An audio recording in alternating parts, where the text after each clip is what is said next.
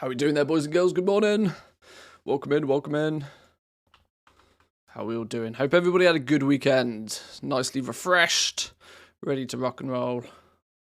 Shout out to you all here, nice and early. Coffee o'clock, that's what we needed. I'm just getting some pets relisted. Got to get these pets relisted before we start focusing on Dragonflight stuff again.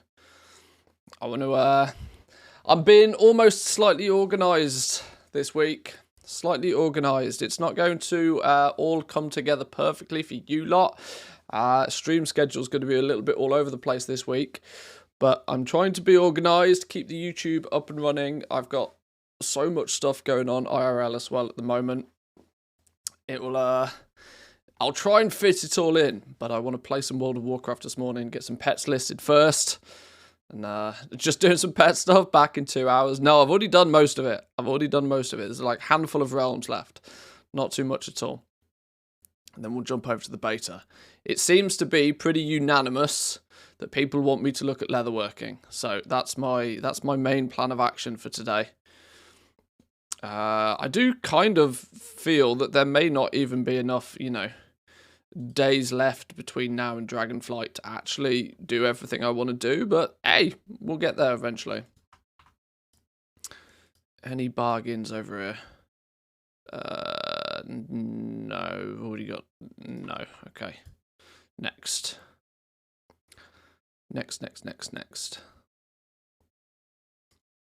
Yeah, we're already halfway through the German realms. I've got, 1, 2, 3, 4, 5, 6, 7, 8 more realms to do. 8 more realms. We'll fire through these. 10 minutes. 10 minutes, no problems. No problems whatsoever. It did notice that leatherworking is being demanded. Well, I don't mind. I don't mind so much. Leatherworking was one that I looked at in a small amount quite a while ago, but it's the other one that's on my main character. So focusing on jewel crafting, leatherworking was always going to come quite soon either way.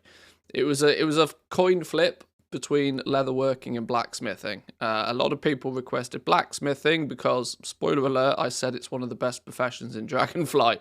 So lots of people quite quickly were like, can we see what blacksmithing's like then, please?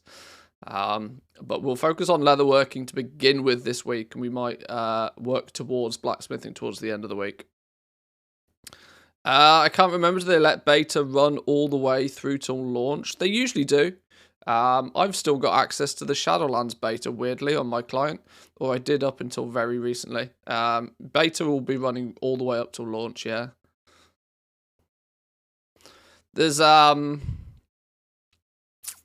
trying to think if there's not really any significant reason for them to ever remove it or take it down or do anything silly with it, so should be good. If you've got access now, it should be pretty much golden until Dragonflight launches.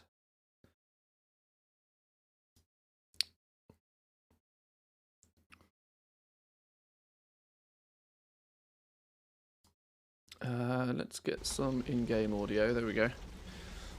So sad I discovered over the weekend that they had tailoring experiment plans early in the alpha, but they got canned. This is always the thing. I'm actually quite surprised just how little has been canned. Usually you'll find that most things,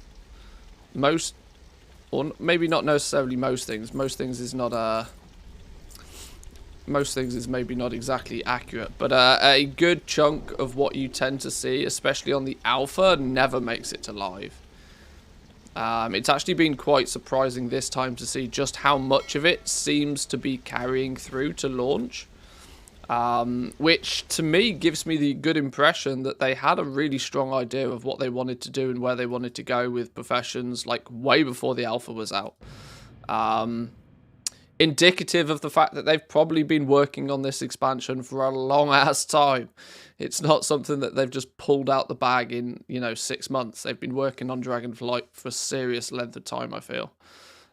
Meaning that what we started to see in the alpha was, basically pre-release footage of what was going to be a thing. Just smoothing out all of the, balancing the numbers, getting rid of the bugs, that sort of stuff.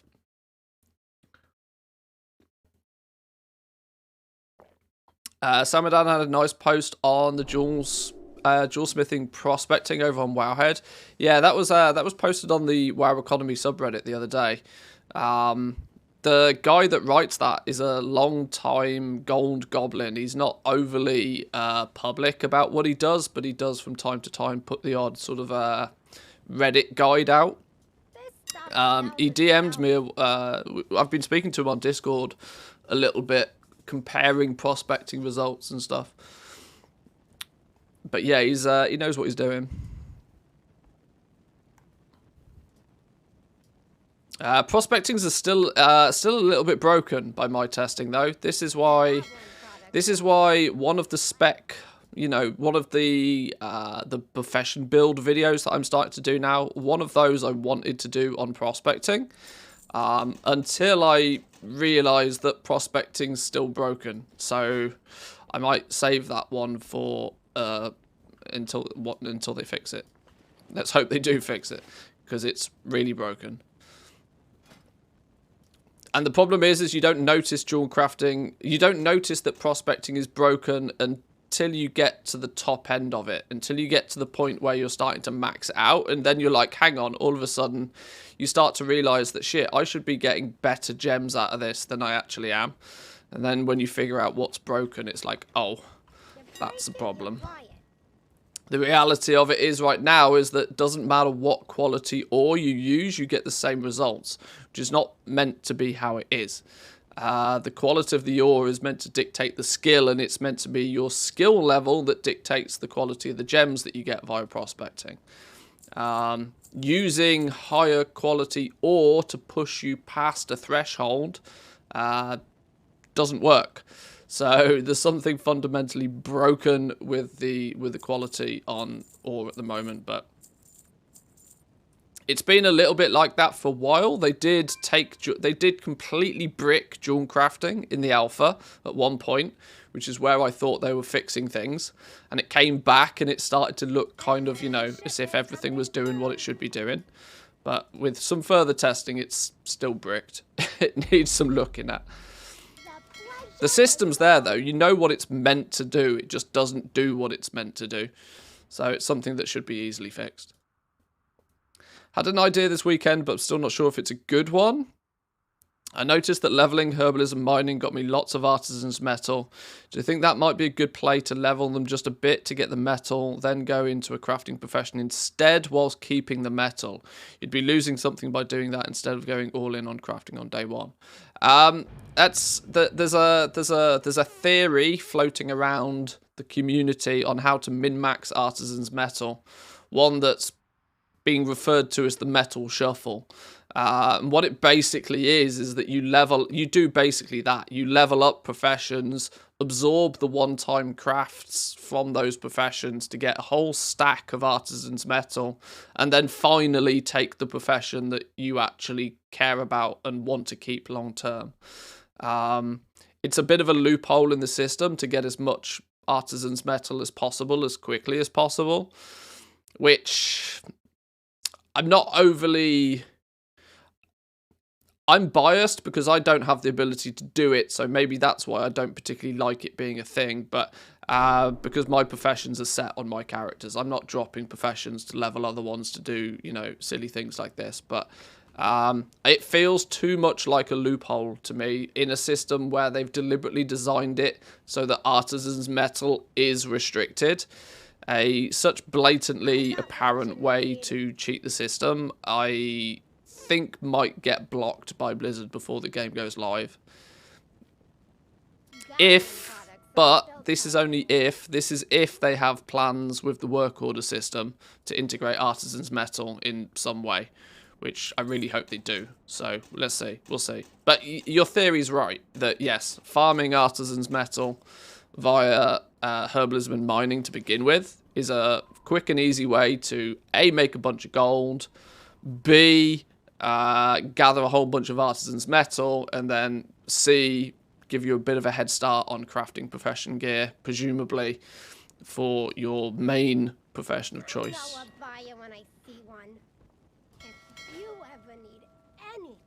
But there's lots of shenanigans. There's lots of loopholes. Goblins will do goblin things to find, you know, ways around certain features. But we'll see how it goes live. Still got, what's it, 6 weeks? 7 weeks? I don't know.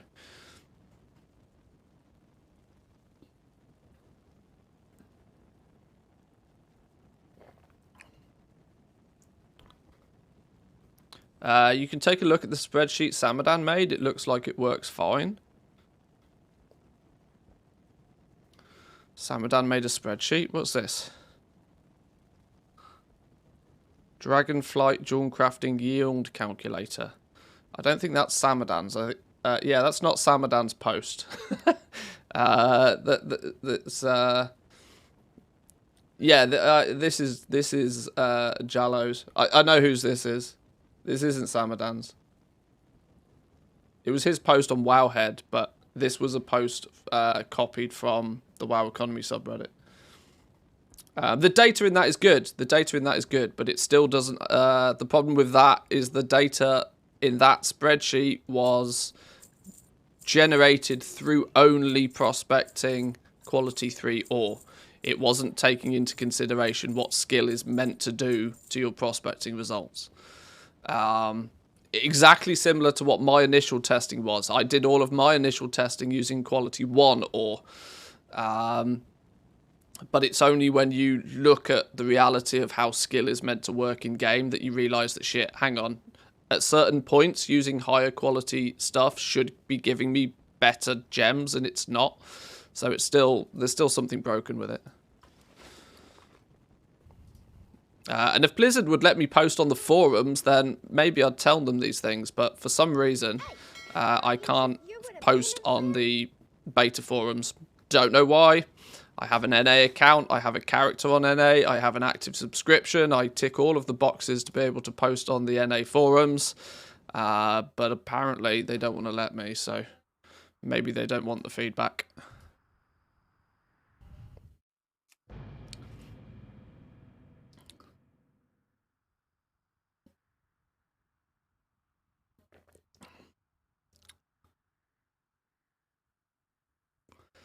Logically, it'd be the inverse. High quality ore would have less gem impurities. But that'd suck in game.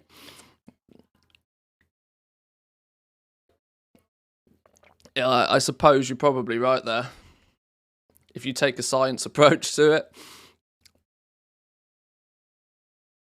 Maybe then it would be high quality ore would be better for blacksmiths, but low quality ore would be better for jewel crafters prospecting.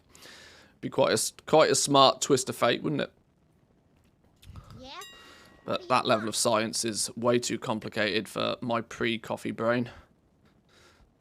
Is that your wallet? Hey, Abdul with Prime Gaming, thank you very much, appreciate it. Talking of primes, I've noticed a huge influx of people using their Prime. And I think it has something to do with the fact that if you are a Twitch subscriber, you get access to my Dragonflight cheat sheet at the moment that I've been talking about a few times in my latest videos. I didn't suspect so many people would be interested in that, but apparently you guys are. So if you are a Twitch sub, a YouTube member, or a Patreon, the cheat sheet is linked in the Discord. It's still, obviously, very much pre-production, very much work in progress, very much not finished. But, you know, it's here. It's slowly becoming something that I'm almost proud of. The question is I don't think, realistically, a spreadsheet is the right format for a lot of this information. But, because it's not doing anything spreadsheety, but we'll see. We'll see.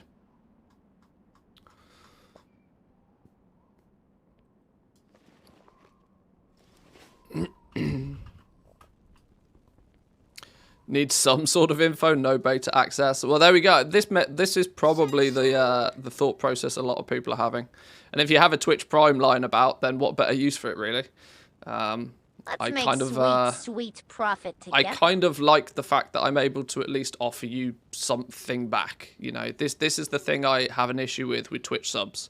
Is that sure, if you sub, there's no subbing on Twitch means that obviously you don't see ads. But I don't really ever feel as if I'm particularly, other than the entertainment value of me being here, I don't particularly feel as if I'm really offering anything. But being able to give you guys access to that cheat sheet ahead of Dragonflight launch is a nice little bonus, I think. Oh, look at these. Frack with the Prime. Anon with the Prime. I'm going to butcher your name. Kerinus with the Prime Gaming. Thank you very much, boys and girls. Welcome in. Appreciate it. Is that your hey, have you got in triggered a hype train? What a way to start a Monday morning. Hype train on the go, boys and girls. Get your Primes in now. Get yourself some emotes at the same time. How do you use Prime on mobile? Absolutely no idea. Absolutely no idea. I would claim to be a professional streamer, but I'm not. I don't think you can use Prime on mobile, if I'm honest. Diolust with the Prime Gaming as well. Thank you very much. Appreciate it. Welcome, welcome.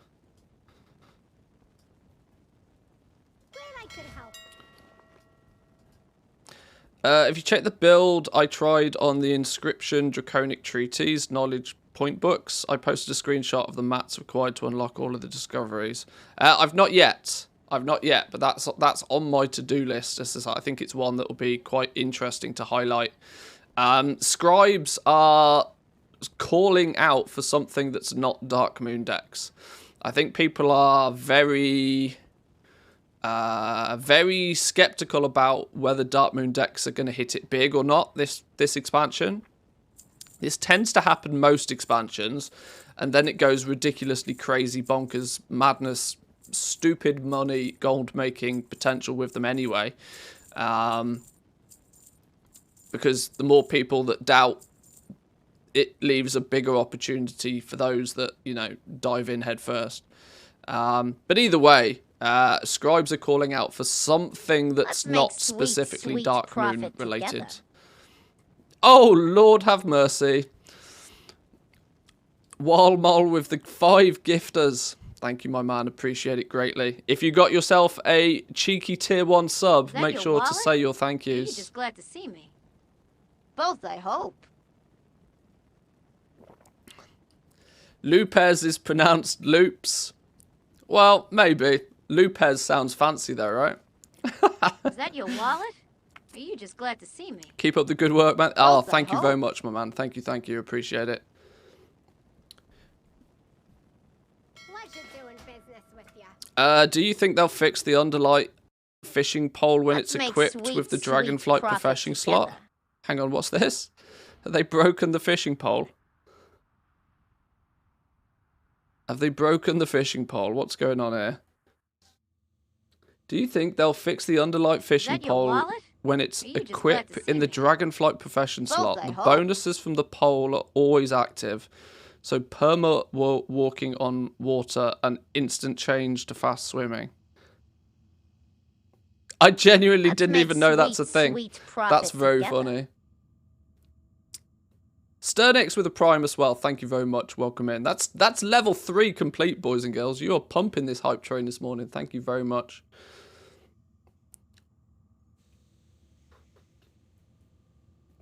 Boys and girls, for reference, if you've been the lucky recipient of a gifted sub, make sure you pair your Twitch with Discord. Jump in Discord, and you should automatically be given. Your name should get converted to purple, and you should have access to some of the things like the cheat sheet.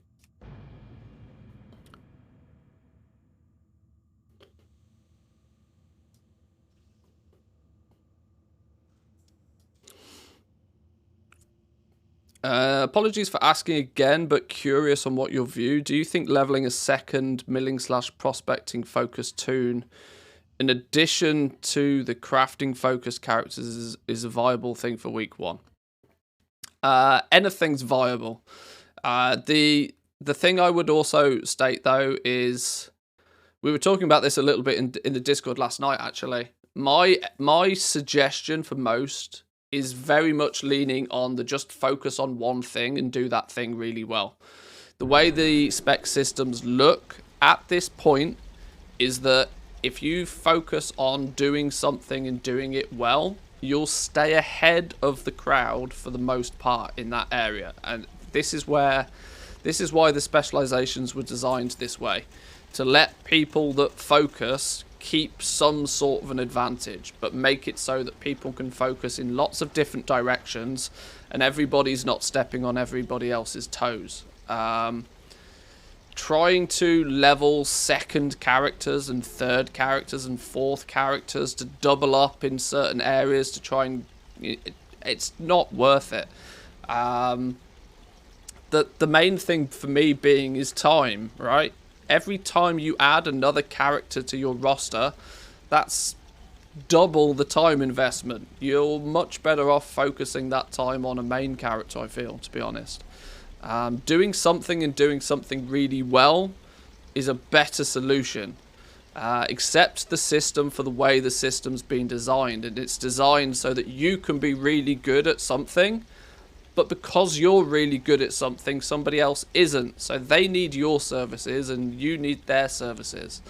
That's kind of, you know, the nature of it. So I'm not really going out there. It's like I said at the beginning, though, it's viable to do. I just can't in good confidence suggest it because it is going to double, triple, quadruple somebody's time investment. I can sit here and I can play 18 hours a day if I want, but that's because I'm lucky and I can call this my job. Most people can't. So most people are going to have to look at, you know, the playtime that they have available. How much of that playtime do they actually want to spend on, you know, focused gold making? Because let's not forget, it's a brand new expansion, new raids, new dungeons, new everything, right? My suggestion would still strongly be do one thing and do it really well and stay ahead of the field and be first to market in that one thing. Whatever it is, it could be something really subtle, like, you know, one of the profession tools. You're going to work out exactly what it takes you to go and unlock that profession tool.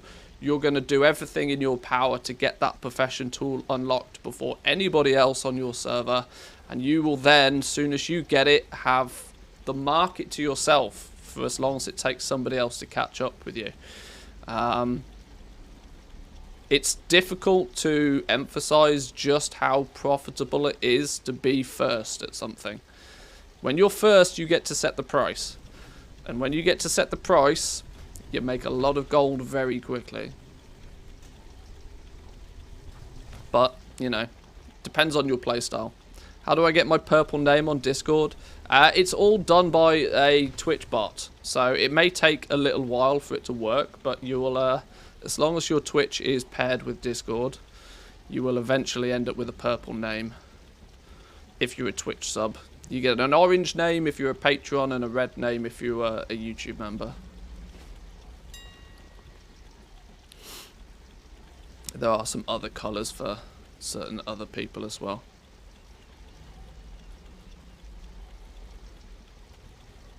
The entire system in Dragonflight is deliberately meant to be a trade-off system, right?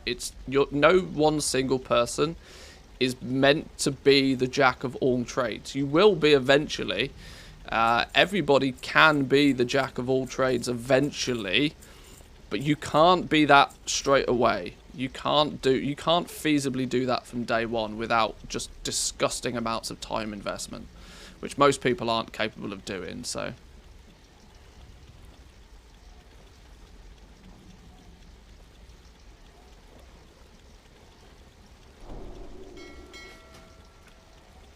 Right, couple more realms to go. Let's fire through these. I'm keen to get on the beta. We've got 1, 2, I think 3 more realms to quickly get some pets sorted on. Hello there. Sneak, hello, welcome in. Not very sneaky when you shout hello, but welcome, welcome.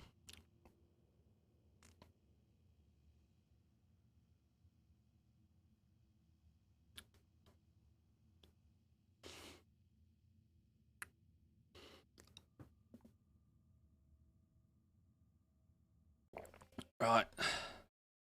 What if my Twitch name is different to my Discord name? I don't think it matters. It's more of a case of just connecting your 2 accounts together. How's Project Pet doing, by the way? You close to break even now? I've not checked the numbers, actually. I probably should have a look.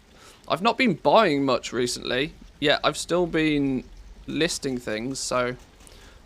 I don't know. That's a really good question. I should probably find out. Maybe we'll run some numbers after this quickly. I'm going to be honest, there's not been much to buy recently either. There's not been many what I'd consider deals kicking about.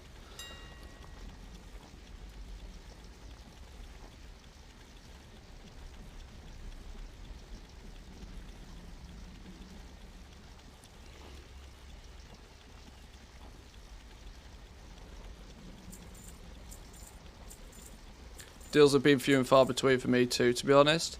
Yeah, I think it's a downside, I think, of just not many people playing at the moment. And I can imagine that for the people that are a lot more casual, that reposting their pets is probably very far down their priority list. So, yeah.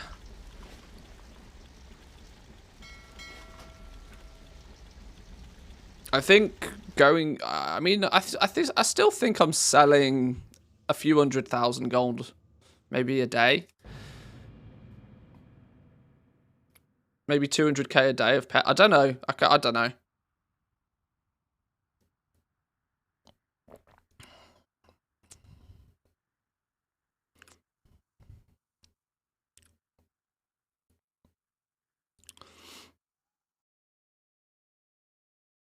But if we get this, get these last few pet realms sorted, then heading over to the beta, we can start having a bit of a deep dive through leatherworking. I need to get to grips with leatherworking. They've added a whole bunch of new patterns recently to leatherworking, which some early level crafting stuff. So that's going to have two bonuses. A, more stuff to sell is always good. And more importantly, this is going to be stuff that we're actually going to be able to sell on the auction house. This is not going to be, you know, bind on pickup work order bait.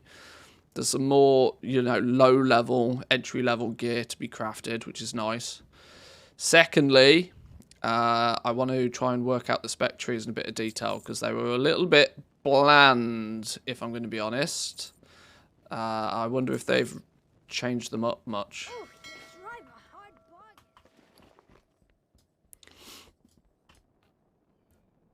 But I'm happy to focus on leatherworking, considering it's a top profession for me generally. So, and evokers. So, evokers all by themselves are going to prop up the leatherworking market, I would imagine. I find it so funny. There were people in comments that were trying to tell me that there won't be that many evokers because they're an advanced class and they're not performing very well. And I was like, you clearly haven't played an expansion where they launch a new class, have you? It's literally every second character is going to be an evoker in the first couple of weeks. The entire world will be flooded with skinny dragons.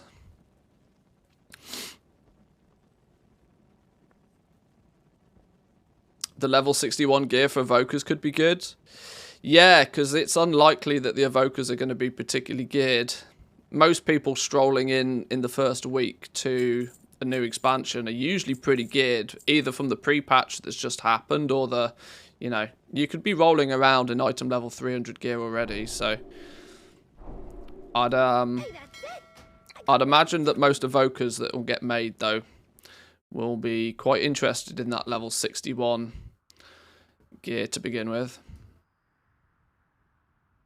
People are really stocking up on the lattices now. I sold my Viprid one for 17.5k, bought them for 7k when the auction house merge happened.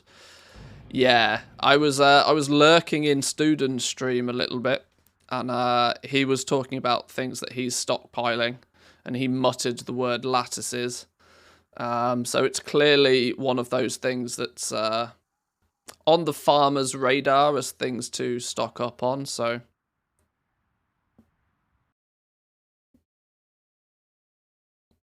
Which makes sense. It makes sense. Someone reset them all over the weekend? Oh, Lord. It will be open to shenanigans, that entire market, though. This is going to be the fun at the region-wide auction house. People don't realise the power that certain individuals now have. On an item that's super cheap, like some of the lattices, just out of curiosity. So, the lattices, all apart from, like, the top tier ones. I mean, there's really not that many of them. There really isn't that many of them. Like, it doesn't matter if they're easy to get or difficult to get. The ability for shenanigans here is just ridiculous. Right? Even some of the more expensive ones.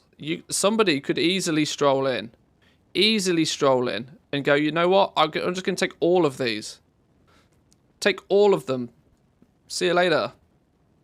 And then all of a sudden, something is, you know, oh shit, there's like none of them left. And this is what happens, you know, so, like somebody hoovers up a huge percentage of the entire market's stock. Somebody strolls in for less than a token's worth of gold, hoovers up all of the stock. They either sit on it for 6 months. You know, there's so many opportunities for shenanigans. These are getting ridiculous. Look, it's so clear. See, this is the thing, right? People are doing this wrong.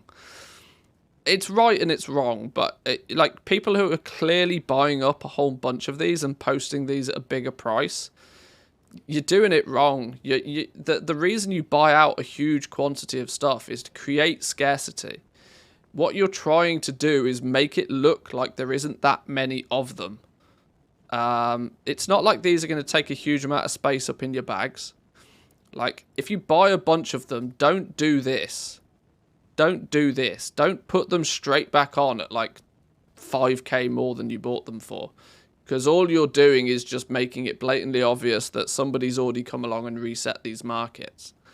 The most successful resets you do is when you make the market look like, shit, these are rare. Shit, it's scarce. And you make people panic buy things.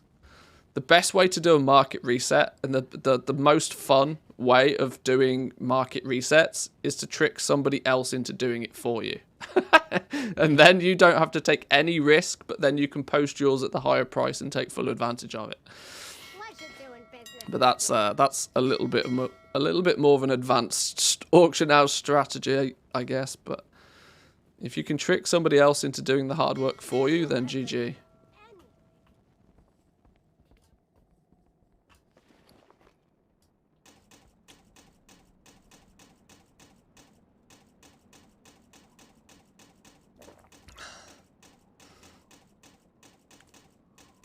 Sent half of mine to a hibernated alt for a year. You can make profit now, but if you don't need the liquid, you can make even more later on the genuinely high value ones. See, this is it, right? This is the difference between people who are actively flipping things because they need the gold and they need the gold now. And then there's the people who cash in big when the going's good and then just spend their gold on random things that they're happy to just put in a guild bank for a year until they double in price and then sell them. Different levels for different goblins. Can I interest you in a payment plan? And it's all fun. Dragonflight was, Shadowlands completely changed my view on gold making. Not that this was, I was half expecting it to happen anyway, but it changed a lot faster. For example, at the beginning of Shadowlands, and even prior to Shadowlands, I always had plenty of gold, but I never had silly money. What I would always do is try to have lots of characters, lots of alts, setting up, you know, what I considered factories, right? Crafters who could do things. Once you'd built the factory just continues to run on, you know, almost autopilot. Once I did that on one realm, I would look to move to a second realm to repeat the process again. And that was kind of the main strategy. It was more of a long-term strategy that you're building something that then allows you to make a steady amount of gold relatively easily thereafter. And works very well. It works very well. I still think that's far better use of your time than farming in most cases. Because farming is, you know, farming's like getting paid an hourly wage at your job, right? That's great and all, but the second you stop going to work, you stop earning money. What's a much nicer thing to have is, you know, a system that doesn't make you a lot of money to begin with, or gold in this case. The correlations between WoW and real life are scarily similar sometimes. If you can set up something that doesn't maybe make you a lot of gold to begin with, but the more time you invest in it, it slowly but surely creates more easy gold for you in the long term, which is what professions are. That if you can get your professions up and running nice and early in an expansion, the benefit of you doing that will pay off multiple times over throughout the rest of the expansion. How many people get to the very last 2 months of an expansion, they've not leveled up a single bit of the professions, and they then expect to be able to just instantly start making loads of gold? And the reality is it doesn't work. Why? Because everybody else has already done it, and everybody else has optimized their system to a degree where you just get priced out the market before you start. But saying that, that was the approach that I took to begin with in Shadowlands, and had done for many years, of just this slow and steady building of a system that pays for itself. And in Shadowlands, I've switched my approach very much so, and some of you guys will have noticed this with my approach to Dragonflight. And it conveniently works well in Dragonflight. My approach now is more to hyper-focus on something, and absolutely squeeze every penny out of something that's possible as quickly as possible. Get in, make a shitload of gold, and then cash out. The prime example of this is 9.2 legendaries, right? 9.2 legendaries were the pinnacle of get in, make a bunch of gold, get out situation, right? And I think this is the sort of mentality that I want to take with Dragonflight. Pick something and do something ridiculously well. And because I do have the flexibility of playing on a couple of characters and investing a lot of time in it, I can do a couple of things really aggressively, really well.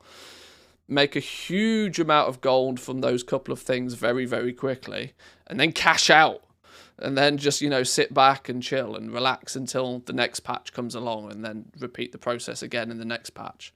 It's like a big spike, very, very spiky way of gold making, but it suits my playstyle a lot more nowadays.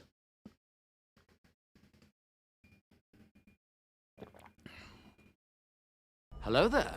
Jeannie, welcome in. Hello. How we doing? Hope you had a good weekend.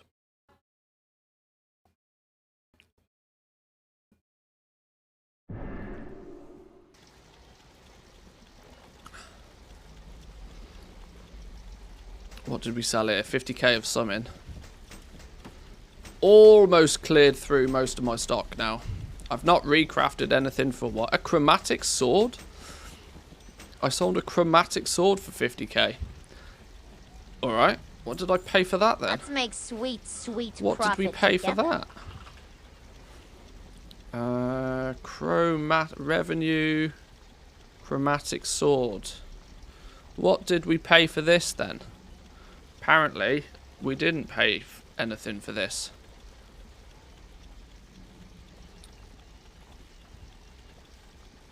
Where did I get a chromatic sword from? Maybe I did just loot it. No, no, no. I did buy this. I bought this for 28,000 gold 6 months ago. Sold it for 50. Cool. I'll take it.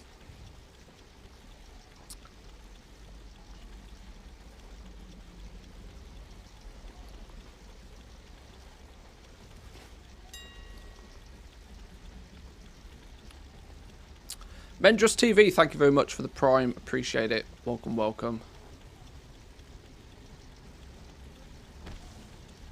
Disappointed. Thought I could buy the next knowledge item from the rep grind, but needed the next step of the rep. Oh, is this with Artisan's Consortium? Yeah, because they don't use regular they don't use honored, revered, you know, the regular stuff that people understand. There's some 4 or 5 weird names for the different ranks. Because Blizzard don't like making it easy for us. God damn. Thank you for your time with the beta. Ah, you're very welcome. I've not even started yet. Loads more to come.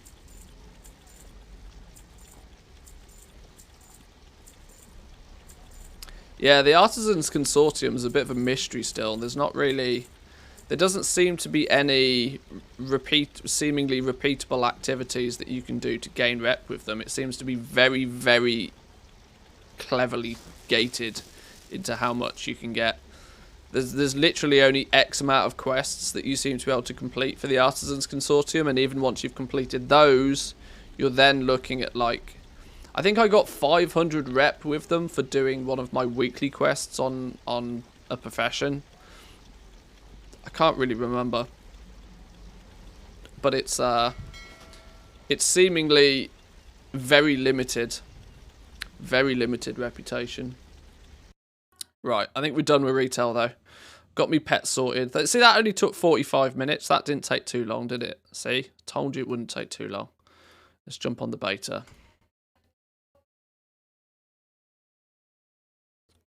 Was missing 75 reps. I had to do 3 gathering profession starting quests. That's one way to cheese it.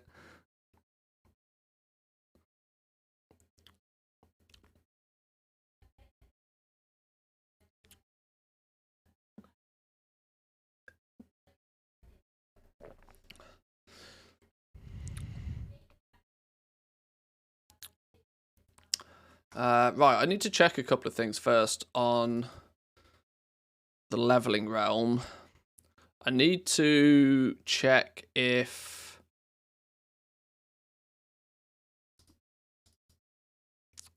I need some video footage. Is that your wallet? For a couple of things. Are you just glad to see me? I need some video footage Both, of Artisan's Metal quest line, the weekly quest. I need to find a character that has access to that I haven't already done the quest for this week. I need like 4 seconds of video footage for a video. Magmorpheus, thank you very much for the Prime. Appreciate it. Welcome in. Thank you, thank you.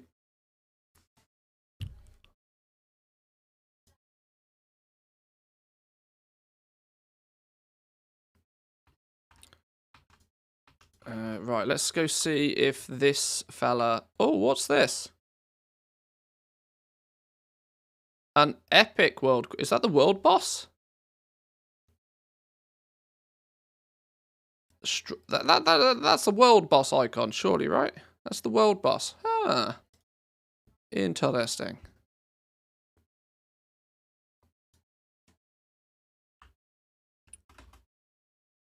Whoa, why is the game so laggy? What's going on here?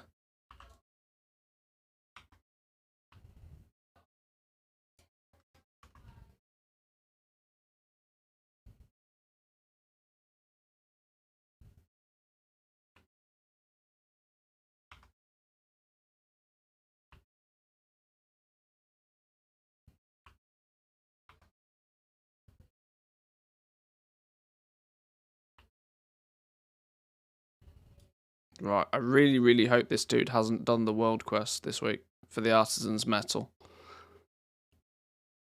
Oh no, he clearly has.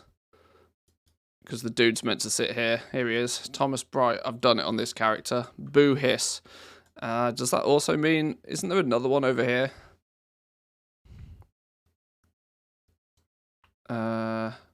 Maybe I've done this one as well. Or maybe this character is just properly broken. Whoa, okay, they haven't fixed any of the UI stuff, clearly. Noob at goal making here. I'm a mainaholic and not sure what the best things to concentrate are on when you have no alts. Pick 2 professions, any 2 professions. any two professions that either benefit you as a character directly. You know, if you're a plate wearer, pick blacksmithing. If you're a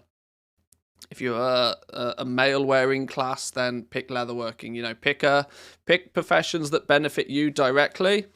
Craft yourself gear that you would want to wear, and then sell copies of that gear to other people, because that very quickly will tell you what people want and what people don't. If you want it yourself, there's a really good chance that somebody else also wants it. And just, yeah, pick two professions and focus on them. Do everything you can on those two professions. Craft as much as you can, sell as much as you can. Right, I might need to check another character then. Has this dude picked up the Artisan's Metal quest for the week?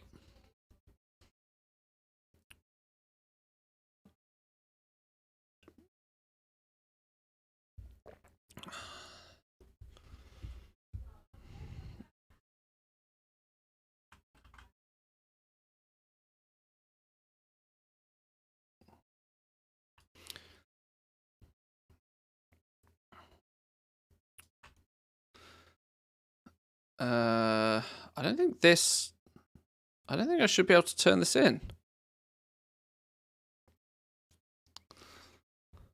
Hang on, what's going on here?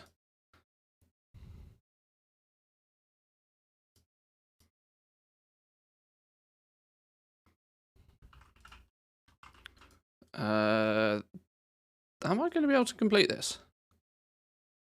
No, I can't complete this because I'm not level 70 yet. It's weird that you can pick up this quest but not to... Well, can I maybe turn this in now but not open the thing?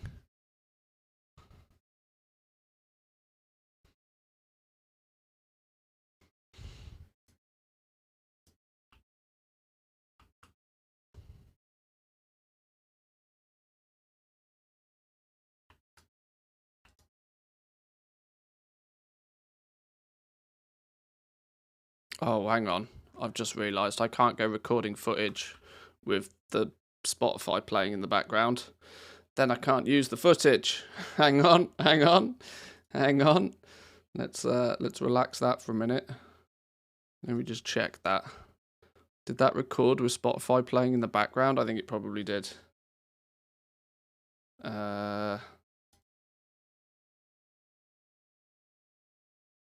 Can't screw up my own video footage before I start. That would not be good, would it? Haha, yes, it records with Spotify in the background. Let's try that again.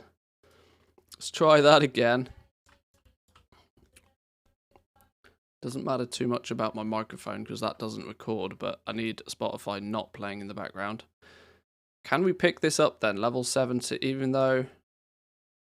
Aha, we can pick it up. Nice. 500 rep with everybody. We got the treasures, we just can't open the treasure until we're level 70. That's a bit of a pain. Continue your efforts aiding the Accord. Boom. We can do it again. Lovely stuff.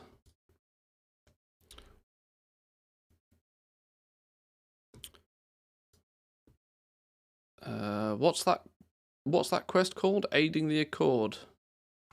Aiding the Accord. There we go. There's also the Artisan's Metal quest that I'm interested in seeing if I can pick up on this dude. Thomas Bright should be chilling here. Oh no, it looks like I've picked it up on this character already.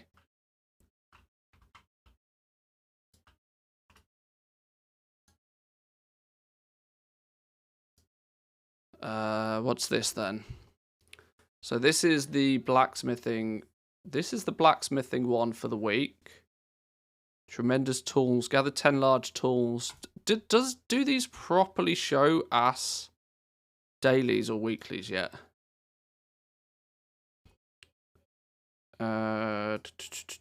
Professions. Is that your wallet? Or are you just glad to see me? Tremendous tools. Both, I It hope. still shows us a daily Yo-yo. quest, although they're not. Sharkshooter, my man, welcome in. How we doing? 14 months, dude. Jesus. Thank you very much. Appreciate it.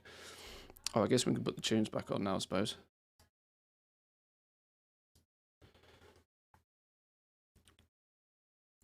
These still show us daily quests, but they're clearly not.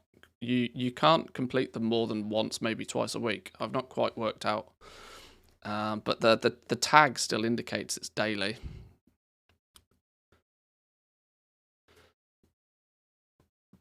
I'm a bit sad we didn't get a long end of expansion lull. I usually use the time to collect stuff, etc. in Shadowlands that we didn't get.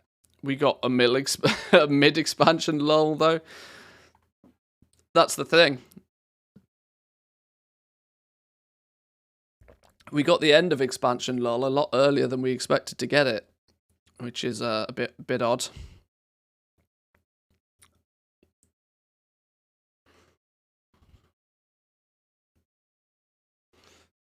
So there's not only this one quest here that is going to give you knowledge points each week, but also Asley is going to give you a quest.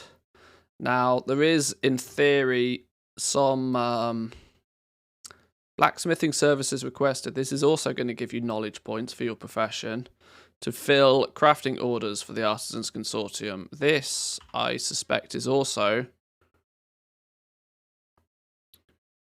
I wish I could just get rid of that completely. Why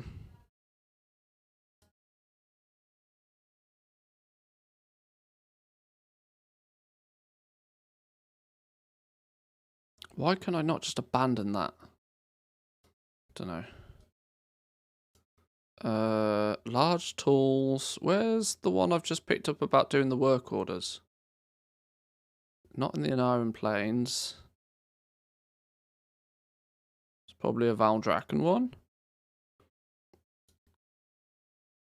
Let's make sweet See, this, it's highlighting this as a daily quest still. And it's clearly not. Quicksand, welcome in, my man. Hey, anniversary time. 12 months. Yo, yo, yo. Happy birthday.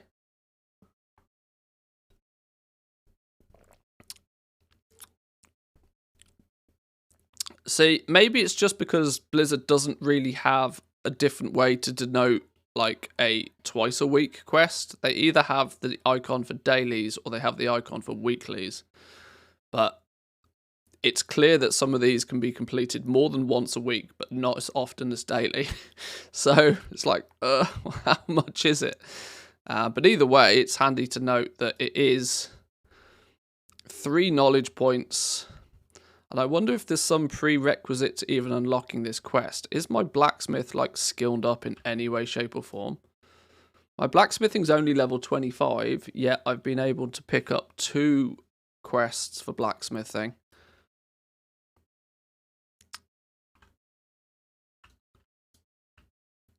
Yeah, work orders are still not in.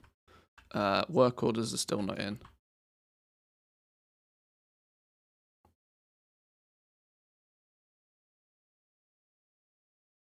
Wonder if there's any new shiny new interesting items on the world quests.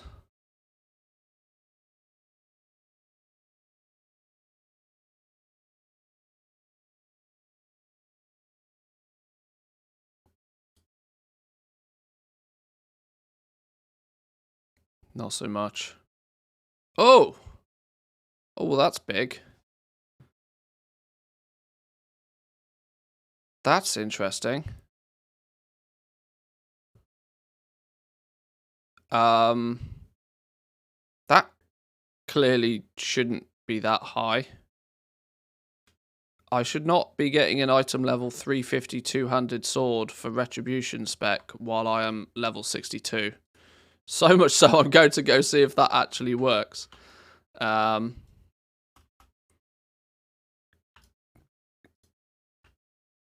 That doesn't seem right.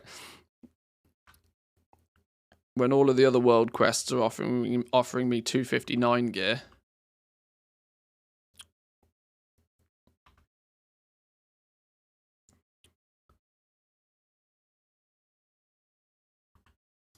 Which one is it?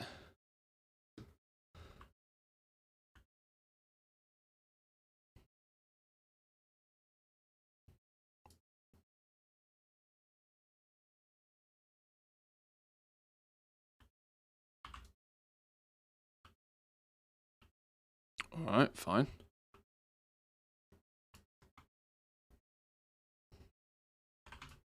Some apples.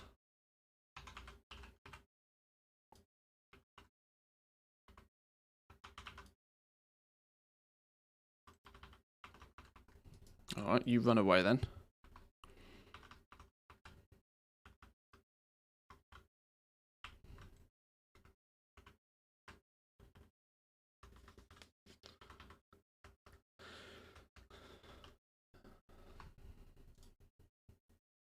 Right, so how do we go about doing this then? What is it we're actually doing?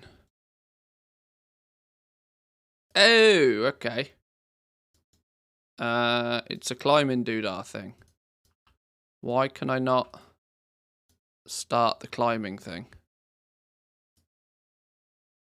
Oh, here we go. Here's the backpack. Climbing gear.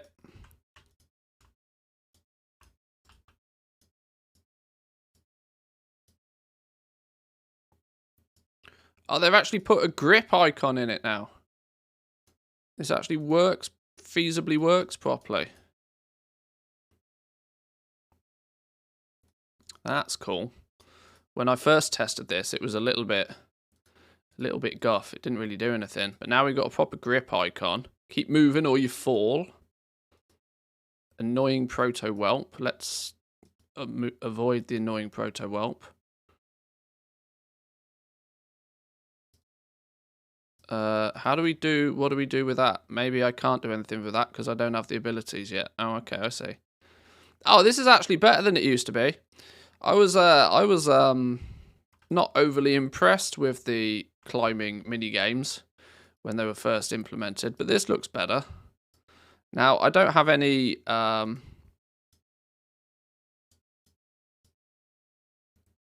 I just dismount anyway? No, I wanted to dismount up there.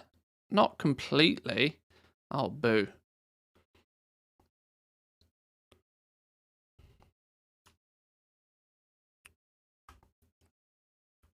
Hang on, let's try that again then.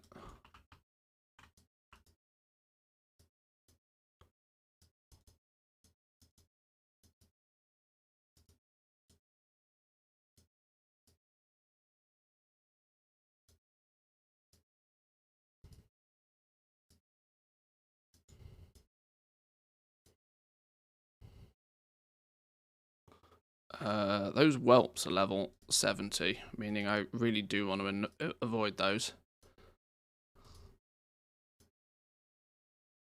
7, I need one more.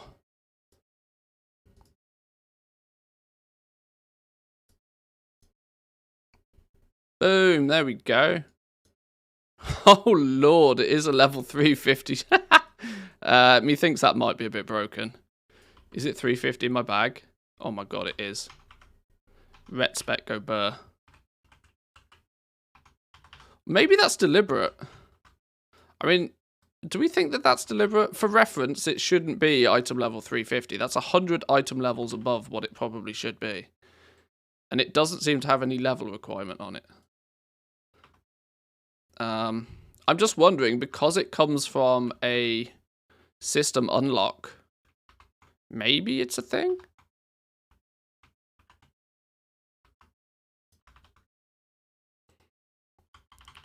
And no snitch. I'll report it as questionable, but maybe it's deliberate. Maybe it's like meant to be a cheeky catch-up system. Because you're not going to be able to do that on a main character, but, you know, on an alt, is it really that tragic if you get, like, a OP weapon all of a sudden? Dragonflight supplies, Drakthir supply chest. Loads of stuff in the Drakthir supply chest. Rebel supply chest. Let's get back over here because it was a bit safe over here. Maybe maybe we'll just spec rep for a little bit. Wouldn't you be near 70 by the time you get it? Well, not if you've already unlocked world. It was just a world quest. So if you've unlocked world quests, straight away, then, you know, go ham. Oh, like unlocking the renown for it. Well, yeah, that's my point, right? You'd have to have unlocked the you have to unlock the world quests on your main character to begin with. So it's not super duper mega OP for your main character, but for alts it could just be, you know, a bit of a cheeky thing. But I think it's probably still fair to say that it's probably a bug. Got this from a climbing world quest at level 62. Eye level 350 feels a touch strong.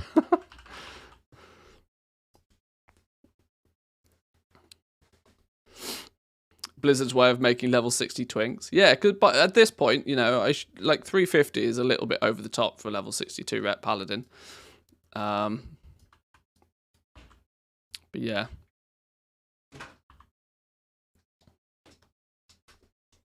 Hey dog. How we doing, doggos? Straight in the bed.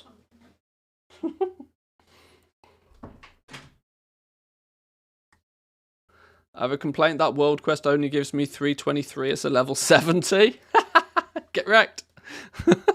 Paladin Prio. Maybe that's the only way they can make ret viable. Sure, okay. I wasn't here on this character to be testing this anyway. I was here for a very specific reason, which I've not been able to do.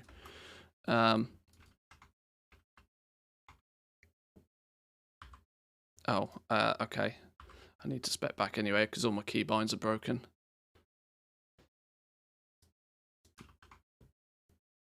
In fact, can I just hearth back to... Where's my hearth? Oh no, my hearthstone's still set at flipping Haven. Stupidness.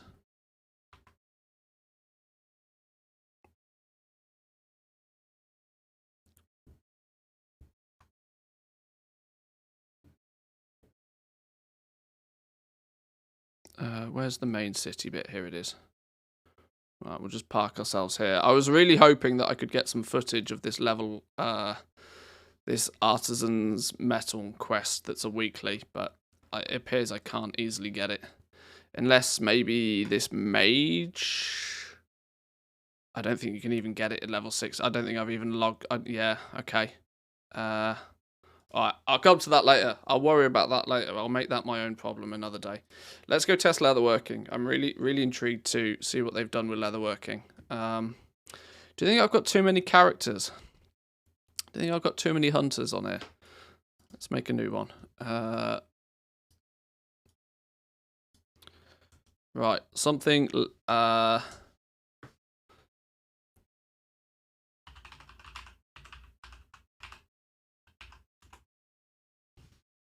Oh, of course that name's been taken. Who's stolen my name? Too many characters, too many hunters. That'll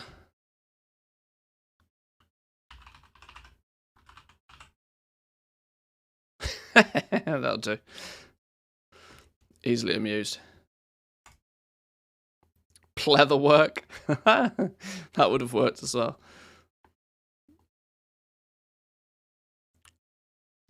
Right, so yeah, based upon the fact that there's been quite a lot of comments on my YouTube videos, latex worker. There's been quite a lot of comments on my YouTube videos recently asking for some focus on leatherworking. So I guess it makes sense that I have a little bit of a look at it. More importantly, leatherworking is also one of the main professions on my main character, so I'm more than happy to look at leatherworking.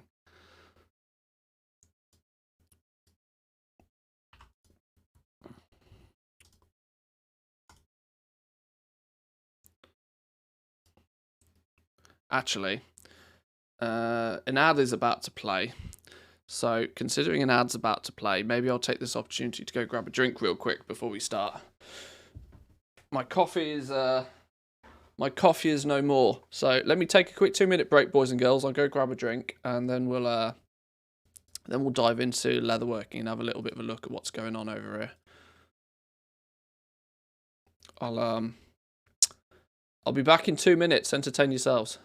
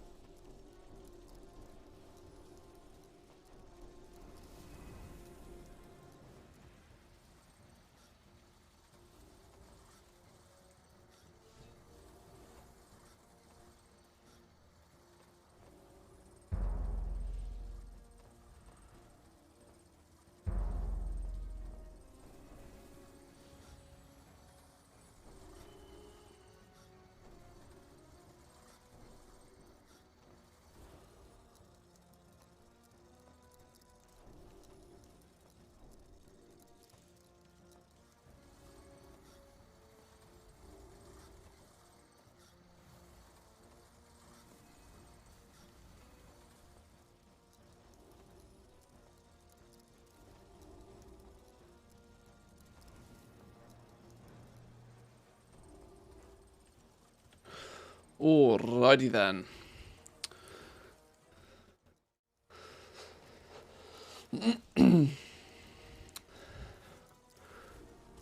Right, leatherworking. How have they changed this then? How have they messed up my favourite profession in the game? How, let's put that on the bars. We're gonna need... Oh, the UI is still hella scuffed. This is gonna be annoying. We're gonna need some materials, aren't we? Let's grab a bunch of stuff.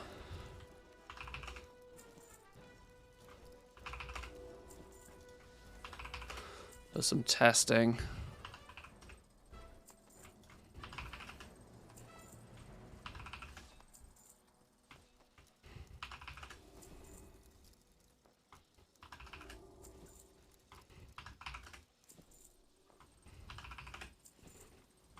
God, I forgot how many materials there actually are for this.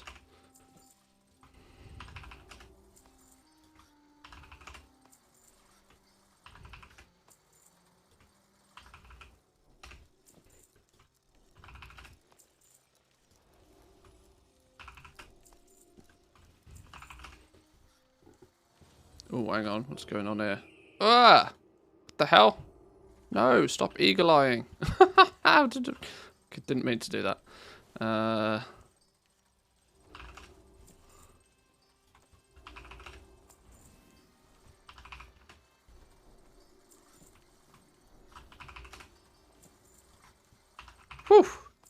Lord have mercy. And that's just the skinning stuff.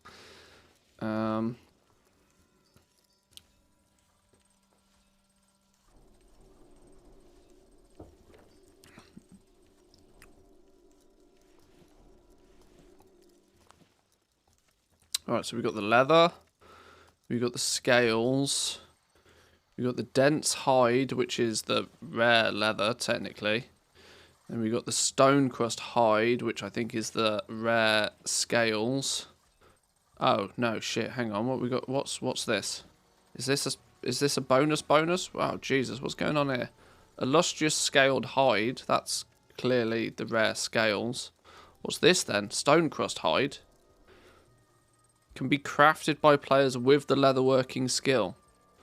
Oh, that's an intermediate. Why is it selling an intermediate on a vendor? Maybe that's needed by a lot of other professions. Maybe that's why. We'll move that back out the way for a minute. I might not need those. Crystal spine fur. Salamantha scales. Cacophonious thunder scale. Jesus. Fire infused hide. Rock fang leather. Pristine Vorquin horns. Windsong plumage. And then finally, flawless proto-dragon scale. Gee whiz. Okay.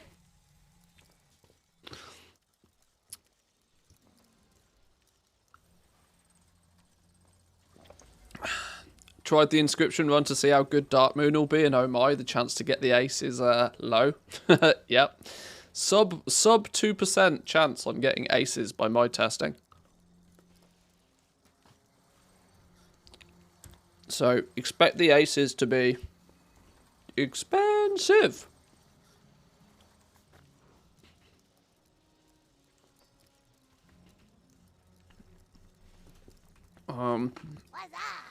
Let's grab some other stuff we're clearly going to need.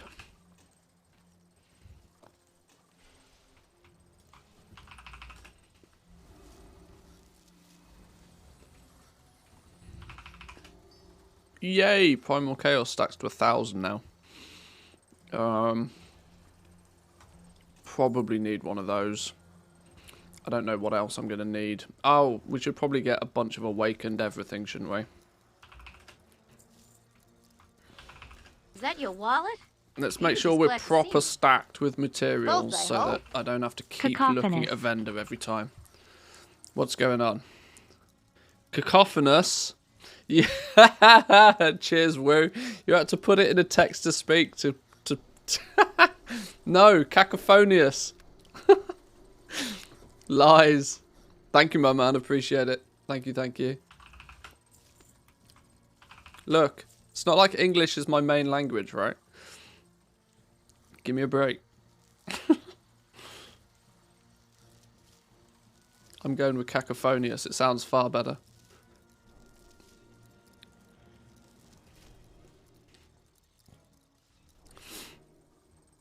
Right, if we're clever about this, we can now turn some of these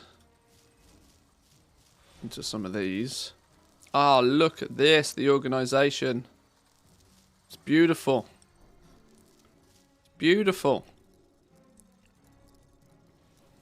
Cacophonous. Ridiculous. I went to the toilet this morning and it was cacophonious. Catastrophe.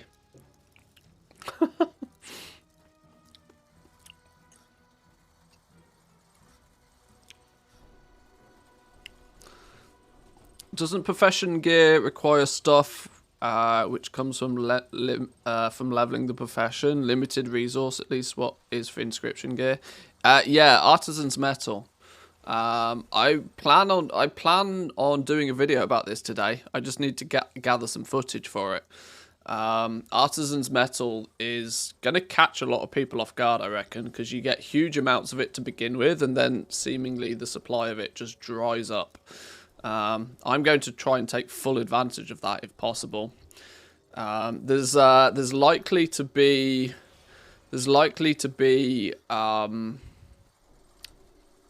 the option to buy these from other people through work orders, potentially. We'll see when the work orders come out.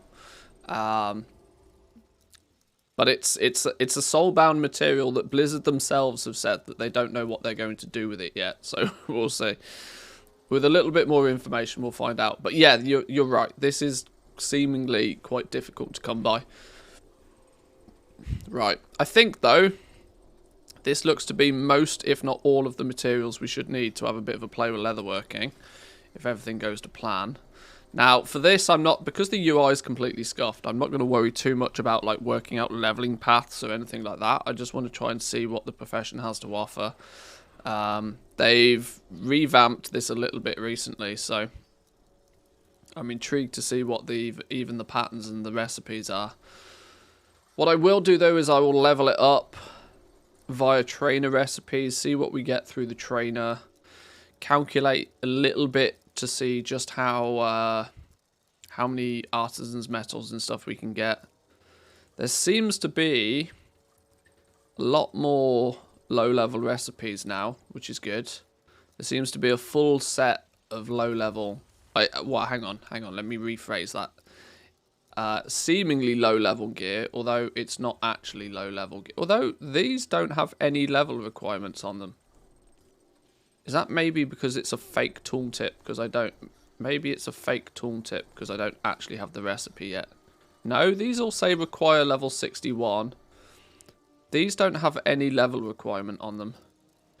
Yeah, okay, that's clearly not right. We can't have level 1s running around in 333 gear.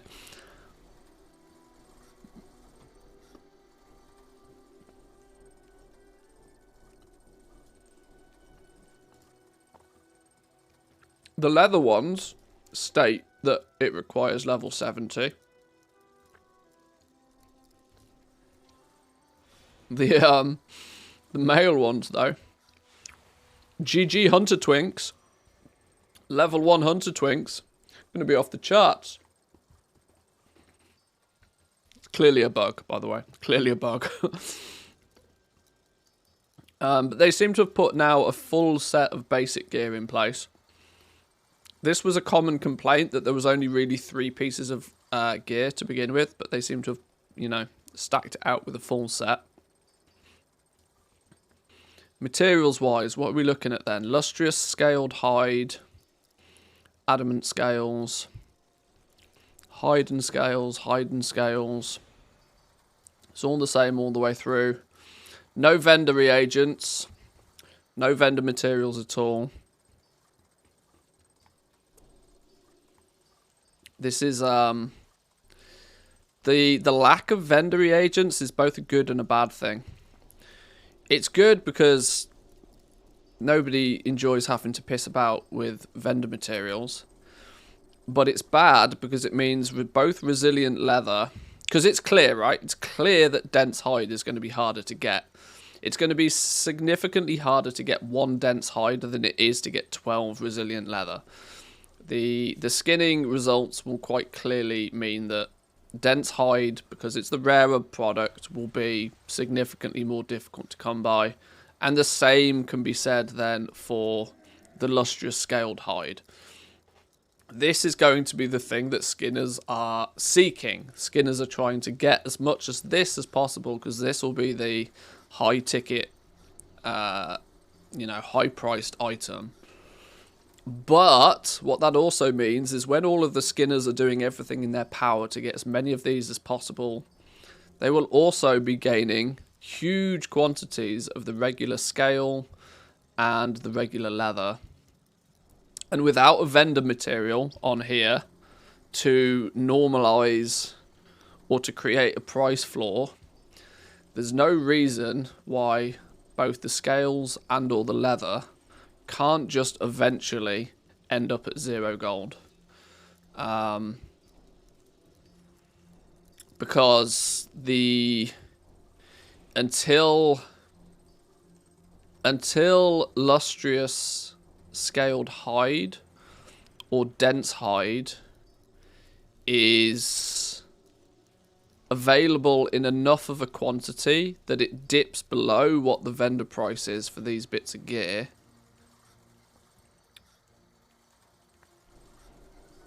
There's no way to remove leather or scale from the economy. So it will just get cheaper and cheaper and cheaper and cheaper and cheaper very, very quickly.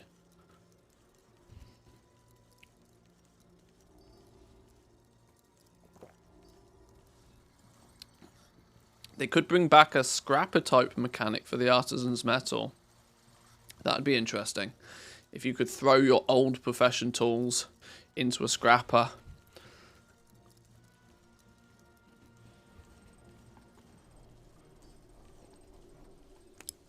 The oh no's instantly.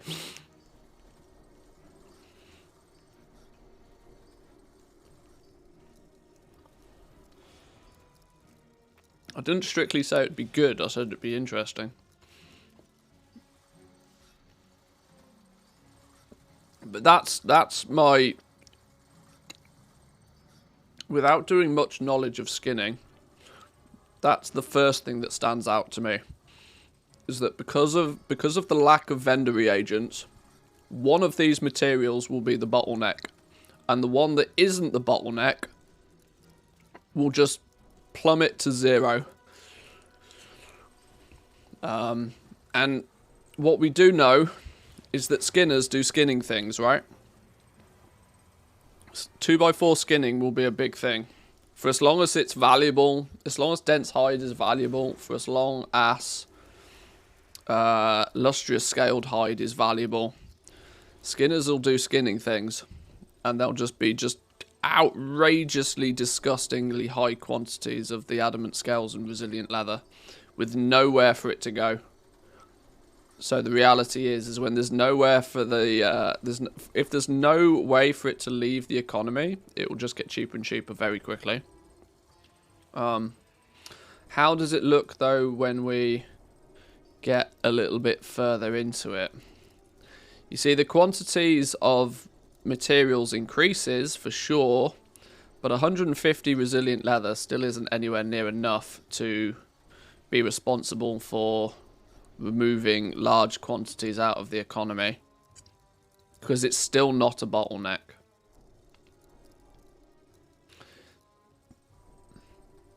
This is why vendor shuffles do actually have their place in the game. Look what's happened to Callous Hide because there's no exit for Callous Hide. There's no feasible way, regardless of how cheap Callous Hide gets, for you to be able to remove large quantities of Callous Hide from the economy. And so hence, it's now ended up at 1 silver. Because it physically can't be posted for any less than that. People have more Callous Hide nowadays than they physically know what to do with. But that was also based upon the fact that leather did have a way to exit the economy via a vendor shuffle. And Callous Hide didn't.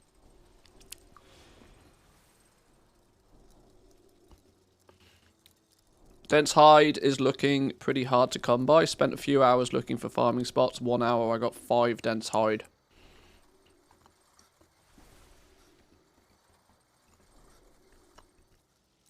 That puts it in the category of puts it clearly in the category of like heavy early days heavy callous hide rarity. The issue may still be, though, is there's just not going to be enough uses for it to be that expensive, but it does mean that you're clearly going to end up with way more of the basic materials. Okay. Let's see what else we got then. Profession equipment. Leather workers are making everything.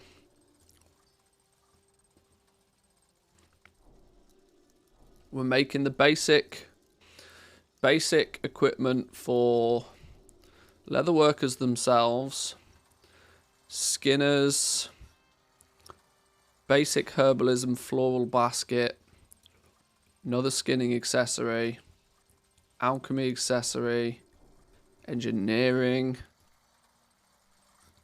basic jewel crafters, basic blacksmithing. So we're making a huge amount of the accessories. And then the key thing is going to be the top tier ones. Reinforced pack. So leather workers are responsible for making sure that skinners can do skinning things. I'm yet to work out exactly where all of these recipes come from, but that's exploration for another day. Oh, we make both skinners. Oh, wow. Okay. Leatherworkers are responsible for both skinning accessories. The reinforced pack and the expert skinner's cap. Deafness, perception, and finesse. And then 12 skinning skill. 225 apiece. 15 of these rare Vorquin horn things. 80 resilient leather and 10 earth shine scales. My presumption is that these are just scales that are then combined with something else to make them earth shine scales. Presumably awakened awakened earth would be my guess. Guess we'll find out.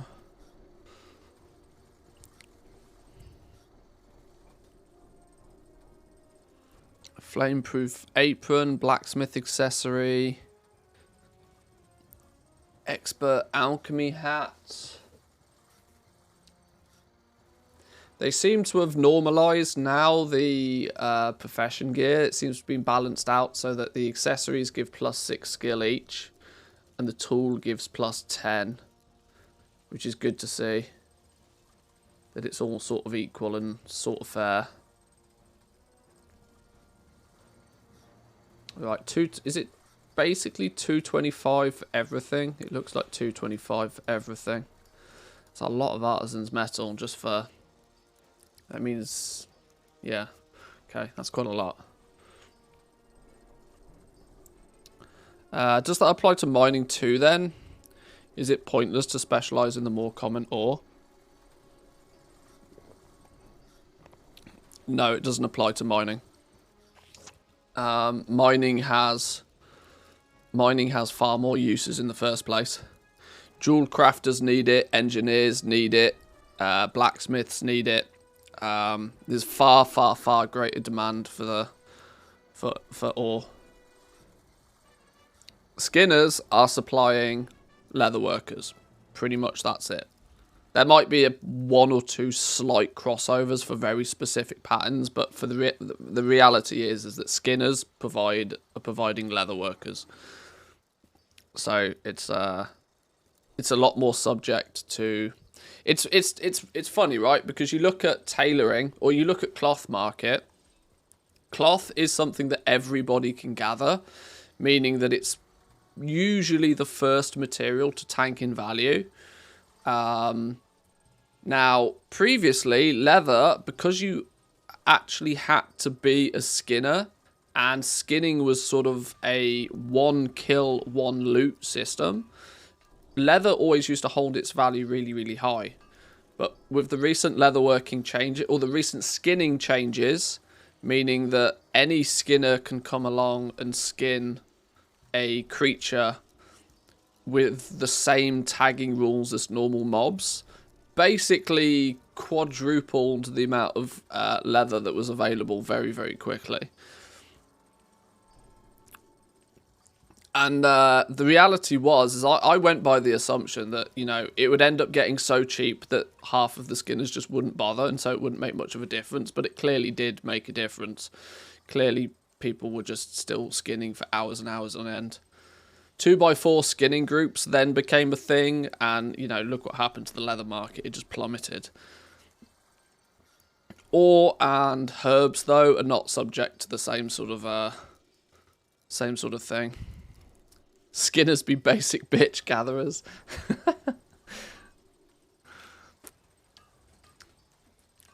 Maybe. People are still doing the Corthia skinning farms. Yeah, it's because if you're in an optimized 2x4 group, you can still get close to 5,000 leather an hour, which at little over 2 gold a piece. It's still a 10k an hour farm. It's easily one of the most lucrative things you can still be doing right now. But obviously, it's subject to you having 7 other people to do it with. So it's not, you know, it's not strictly solo gold farm.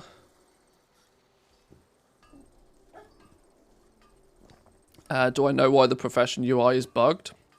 It's just bugged. It's bugged because it's bugged. I don't know. Okay, so leather workers are going to have loads of stuff to be crafting.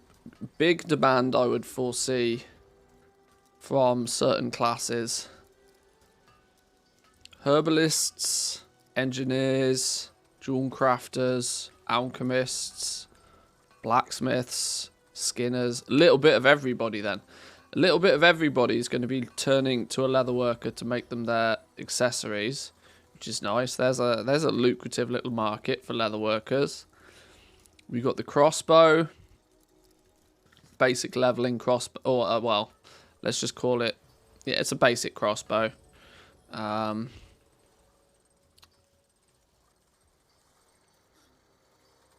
Probably not too expensive to craft, but still probably not. 125 gold vendor value. That's a lot for a bow. All right, sure.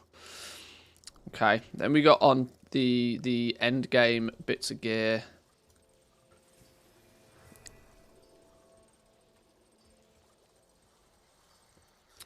Sparks of Ingenuity, Primal Chaos, Crystal Spine Fur. Yeah, where's the reagents? Where's the reagents? I'm really keen to see what... Stonecrust Hide, Awakened, Dense Hide, Awakened, Dense Hide, Awakened, Lustrous Scale, Awakened, Dense Hide. These are for making the PvP gear. Awakened and Hide, oh my lord. There's just nowhere near enough uses for the basic materials. Like, all of these should take some of a combination of the basic leather as well.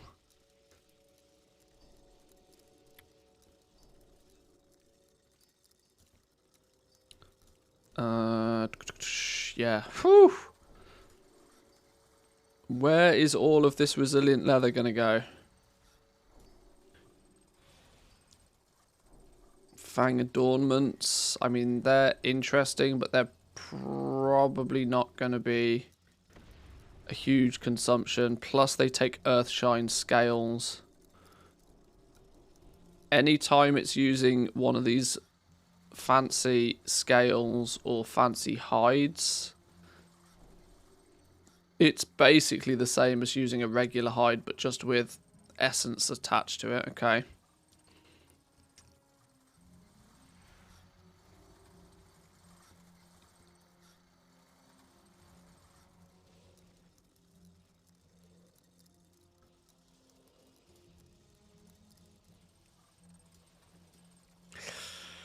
Okay, this is what my initial concern with leatherworking was right from the very beginning. It was very much, or it looks very much to be quite simple. It's quite simple, and it's a worry that there just really is not anywhere near enough usage for the basic leather and scales. Very, very, very top heavy on needing hides, the dense hide and the lustrous scaled hide. Very top heavy use of these. Armor kits, scales, sure, but 4 frostbite scales is still, yeah, yeah, this is gonna get, this is a spicy meatball. Oh no, I was hoping drums at the least.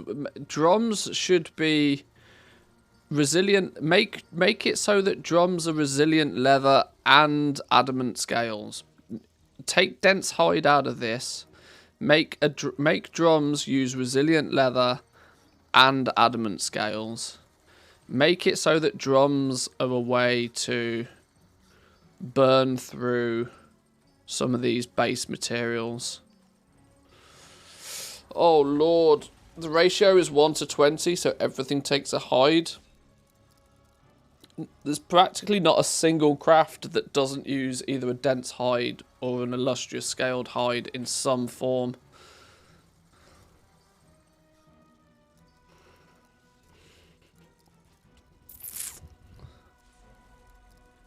Jesus, that's going to be an expensive toy. Holy smoke. 20 dense hide, 15 illustrious scales, 200 resilient leather. This will be free. But Jesus, that's...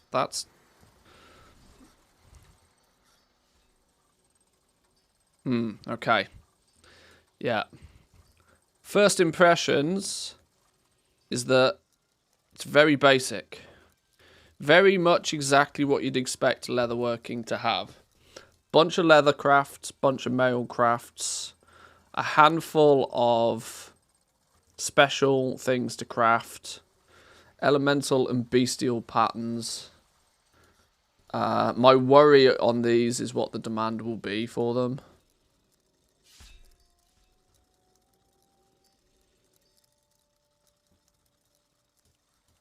Okay. The market will tell everybody what it wants either way. But it's very clear there's a top heavy, very, very top heavy need for these rarer materials. Does this... Even the PvP gear. Even the PvP gear is using scales and hide in some way, shape or form as well. Yeah, there's literally no exit strategy for the basic materials. These are going to be super cheap, like, really quickly. No leatherworker is ever going to be in short supply of leather or scales. Certainly won't be anybody buying it in bulk to do any, like, shuffling or exiting of it out of the economy. So it'll just pile up.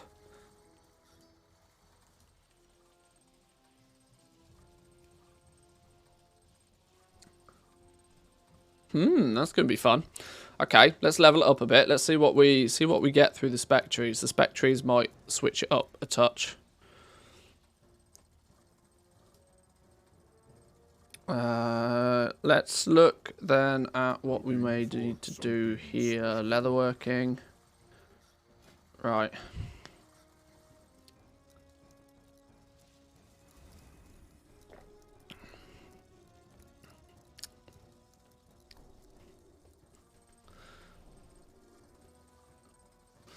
Somebody's made a spreadsheet on all the faction recipes for all the professions. I'll post it. Yeah, Soul had put something together for it. I've been, I've sort of, I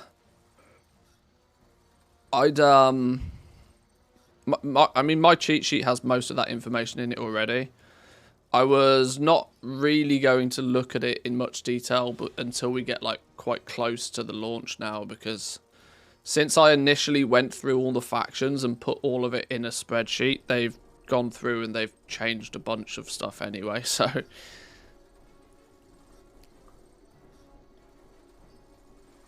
We'll revisit exactly where all the recipes come from a little bit closer to the launch, once they've finished working out where everything comes from. Okay. Sensible thing to probably start with. Let's have a look. What, just out of curiosity, what does my cheat sheet say for leveling leatherworking anyway? This is probably completely out of date now, but let's see if it still works. Let's see if it still works. If it works, it's good. If it doesn't work, we can change it. 3 resilient leather wrist guards. Oh, they're not even called resilient leather anymore. They're called Pioneer's leather. Pioneer's leather wrist guards. Well, there's the first change.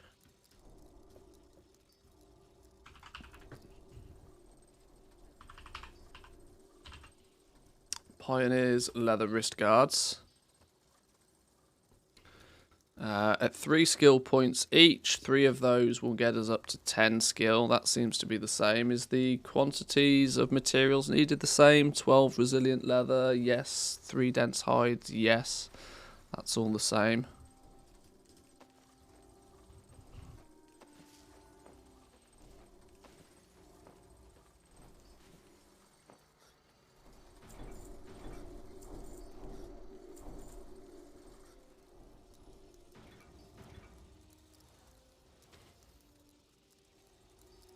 Pioneer leather boots. Guarantees 3 skill points. 16 resilient leather. That's gone. Oh, okay. They've tweaked some of the values on this then since I last looked at it. This was 12 once upon a time. Now it's 16. 6. Oh, okay. 6 and 1. Or sorry, 16 and 1. Or 6 and 2. Well, clearly dense hide is going to be more expensive. So using as few dense hide as possible. Pioneer leather boots. We probably want to craft 2 of those, but the cost has gone up. That's going to be 32 resilient leather. So I'm editing the spreadsheet just off screen, just because it's easier to be able to see both at the same time. So 2 of those.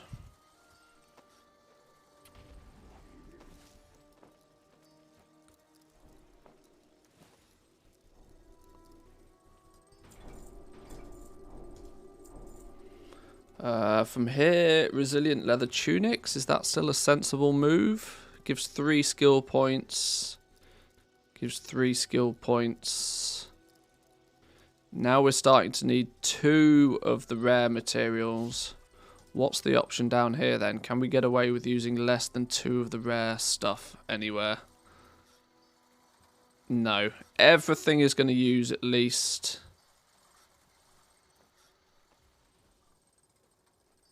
that's another interesting one. We can make the bow before we can make the bow. We can't make runed Writhe bark yet. Oh, we don't make it at all. It's scribes that make this. Are scribes going to be making these on the cheap? Probably not. Let's focus on something that's at least self-sufficient. Drums, not going to guarantee skill points. I'd go for first time craft bonus every single one of them. I agree. But I counter that viewpoint with you're better off waiting until you've at least got some skill before crafting one of everything. What you want to do is you want to level up, gain those first 50 or so skill points as cheaply as you possibly can. Then you want to go back and then do your crafting of one of everything after. If you do your crafting of one of everything as you level up, there's a strong chance that the stuff you're going to make is going to be the least, the worst quality possible. Whereas if you do your crafting one of everything after you've already leveled up, you'll have at least 50 skill points, giving you a better chance of making some of that stuff at a better quality, making it then easier to actually sell it and recuperate cost from it. Quicksand with the tier 1 for Gold Goblin. Thank you very much. Thank you very much. I spotted the other day that Gold Goblin is one of the top gifters in his own channel, which I thought was quite funny. Yasari Gaming, thank you very much for the Prime as well. Thank you, appreciate it.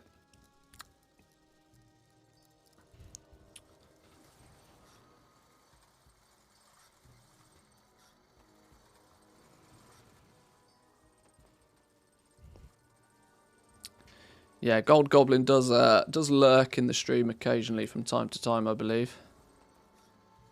And I wish I knew German better. If my German was better, I could lurk over in his stream a bit more frequently. Is that your wallet?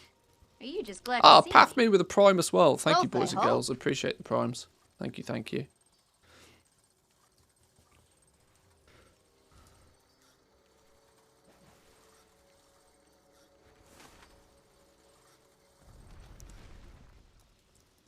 Rank 1 mats should only be a thing for a few hours. Rank 2 would be baseline for most of the expansion.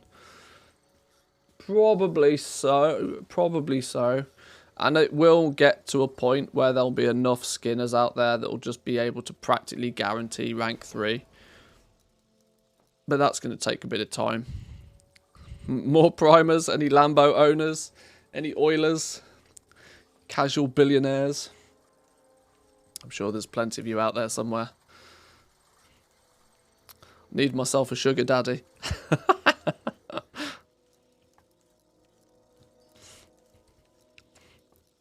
Not even rich in WoW, never mind real life. We can all dream, right? We can all dream.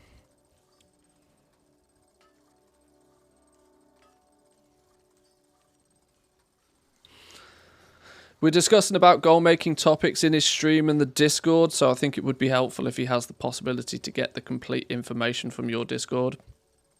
Yeah, I was chatting to him the other day, actually. I sent him a link to my cheat sheet either way.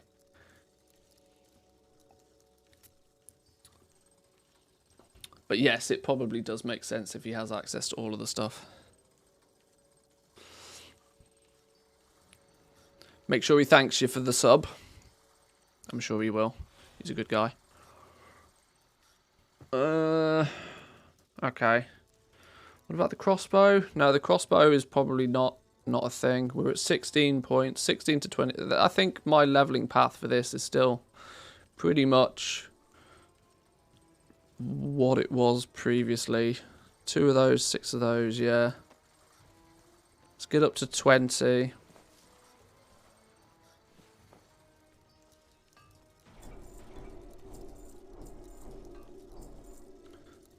From 20 onwards, my suggestion was to craft a few sets of drums at this point, as there wasn't anything else that stood out, but it looks like there might have been some changes, so let's see if there's anything more lucrative than drums at this point. We do need to get to 25. Now that they've added this belt, actually, 3 guaranteed skill points. Yeah. Maybe then we make one of these. Because that's a new one that's been added. That makes sense. That makes sense. So if I sneak in instead of these drums, 22 to 25, because the drums aren't guaranteeing skill points. Or guaranteed chance of gaining 1. Is it guaranteed chance of gaining 1? For 3 dense hide. We can guarantee 3 for only 2 dense hide. That's going to be cheaper. Let's make a change here. What's it called? Pioneers Practiced Belt. I should also have changed the name on some of these, shouldn't I? But what is it? 2. Hang on. 16.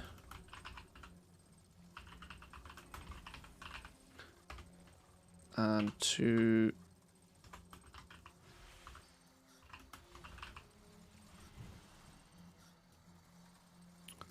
Okay. Resilient leather tunic is not called resilient leather tunic anymore, is it? It's called Pioneer. Same for this.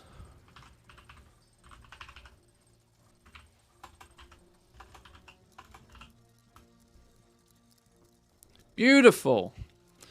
Beautiful. So 25 points. We unlock specializations.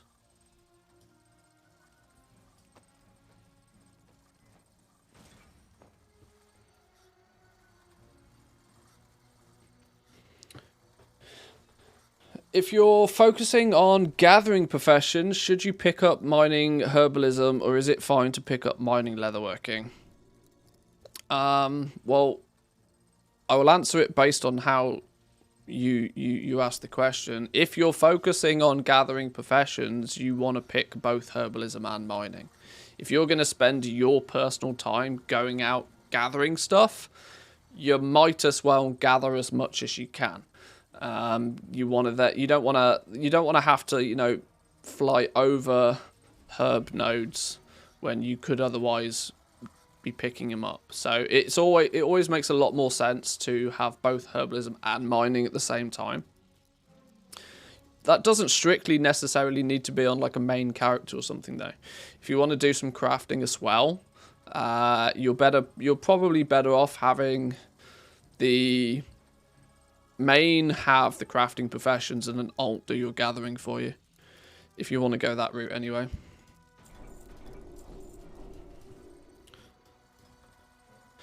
Right, first access to spec trees at 25 then. We're probably not going to spend any points in this just yet, but let's see how far we can get with leveling. My recommendation is always going to be, even though you unlock specs at 25, do not spend your points yet. Wait till you've, finished leveling up and wait till you've worked out which spec tree you want to focus on. Obviously, if you know all of this beforehand, then sure, you go ahead, you do you, but I would heavily advise away from people just going bruh and just splurging their points to start with, because you may regret your decision. 25 to 30 then. What did I suggest that we do for this? This was, oh yeah, okay, this is where leatherworking felt a bit broken previously, because all you did is just make a shitload of drums, which felt really boring. Hopefully they've fixed that now. So if we need to get from 25 onwards, we've got either the belt, continuing to craft the belt, which got us to 25 in the first place. We could continue to craft this. What's the difference in value between the belt and the gloves? Absolutely nothing. They cost exactly the same.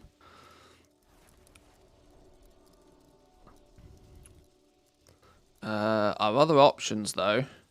Our other options is some protective gloves. Jeweler's cover.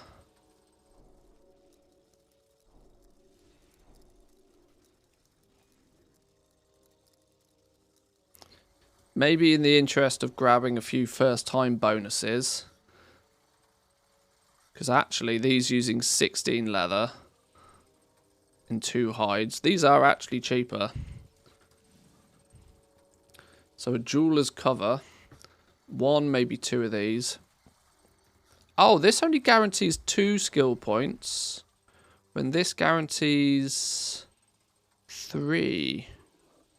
Do we then craft 1 of these and then hope that that stays at 3 skill points? Ah, let's go that way then. Let's go that way. A pair of protective gloves. Oh, hello. That's not what I meant to do.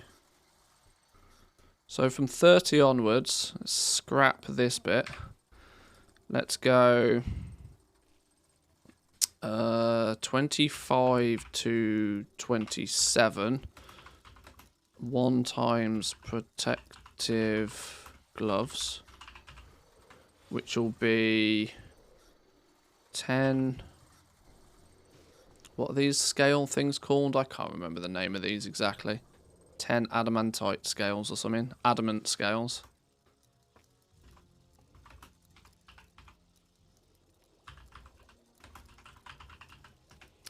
And 2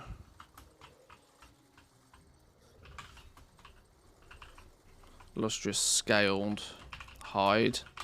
Really gonna have to remember the name of all these materials before too long.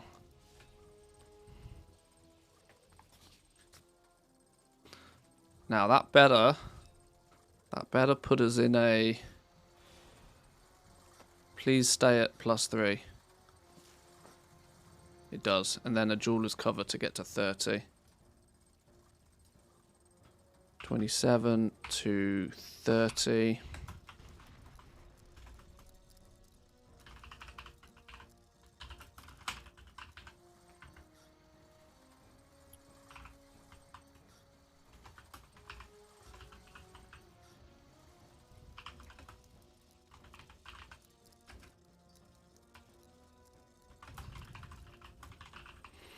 Beautiful. Snagging a few first-time bonuses as well. Now what we got?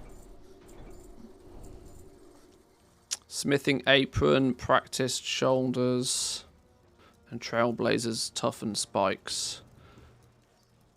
Smithing apron only gives us 2 skill points.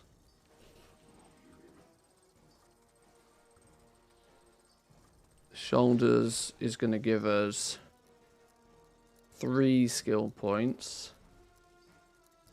Do we think this is very deliberate so that it adds up in multiples of 5?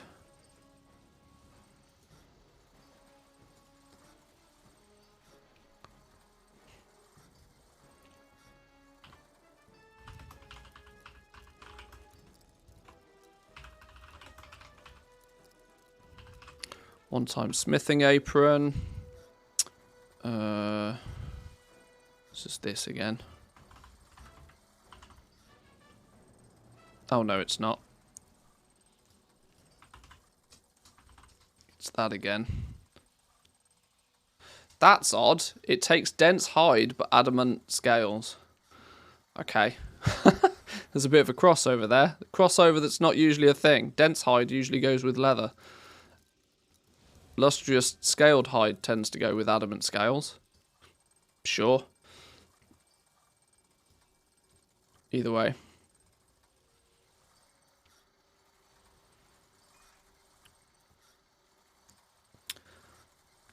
Herb mining always together. Inscription and alchemy always together. Everything else, there's different reasons to pick combinations. I was going to go mining jewel crafting.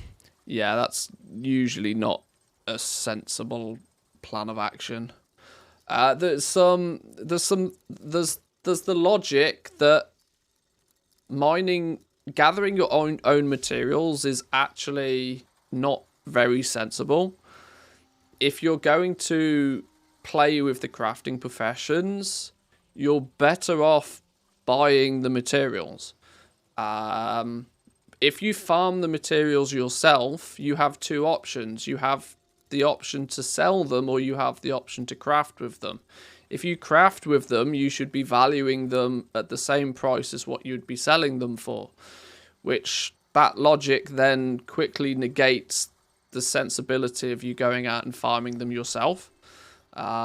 It's often a common mistake that people make, that they farm up their own materials thinking that they're doing things in an optimal way, and they actually, in reality, they're costing themselves not only gold by doing it that way, but they're also costing themselves time. They're kind of shooting themselves in the foot. Farming your own materials to craft with is usually not sensible. If you want to be crafting, buy your materials, so then you value those materials at what it cost you to buy them, and you'll have a much better success rate with crafting then. By the way, make sure you stock up on the Shadowlands pets from the rares, etc., since those are going to be pretty much bound to increase in price. Yeah, there's a few things. I'm going to start putting together a bit of a list of things that I should, start looking to snag a bunch of cheap stuff up. Pets from rares is definitely one of them. If there's any bind on equip transmog cosmetics out there, they're ones that you should probably look at buying a few of.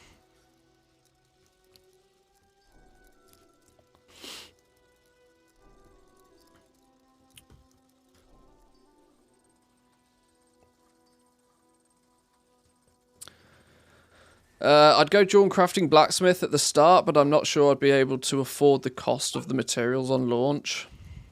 Then you are just much better off going for 2 gathering professions. My dog is barking asleep again. Realistically, you need a big chunk of change to do crafting properly. I've done some videos in the past on whether you should be farming or whether you should be crafting, but the reality of it is, to give you a quick overview without having to watch the video, is that you need to have somewhere in the region of about 300,000 to 700,000 gold to be able to do crafting properly, because you need to be able to buy up a bunch of materials, craft a bunch of stuff, and then sell it, and you need to do that more efficiently than you would be able to do just by herbing and mining in the first place. If you don't have the gold to begin with, you've got to get the gold somehow. So, unfortunately, everybody has to go through that process of doing farming, at least for a while. Some people end up enjoying farming, and then that's all they do, which is perfectly fine. But even if you don't particularly enjoy farming, you gotta trade your time or your credit card for some gold to begin with, so that you can really then do crafting properly. Because without really dedicating a lot of focus to crafting, you'll just get dumpstered on by other people, and it's that's no fun for anybody.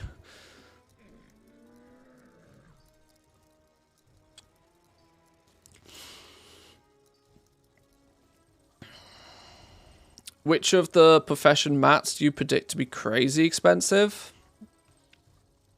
It's difficult to work out prices yet until I've really got a good grasp of all the professions and who needs what and in how much quantities. It's tough to say. To be honest, though, most professions are going to have some material that's going to be quite expensive.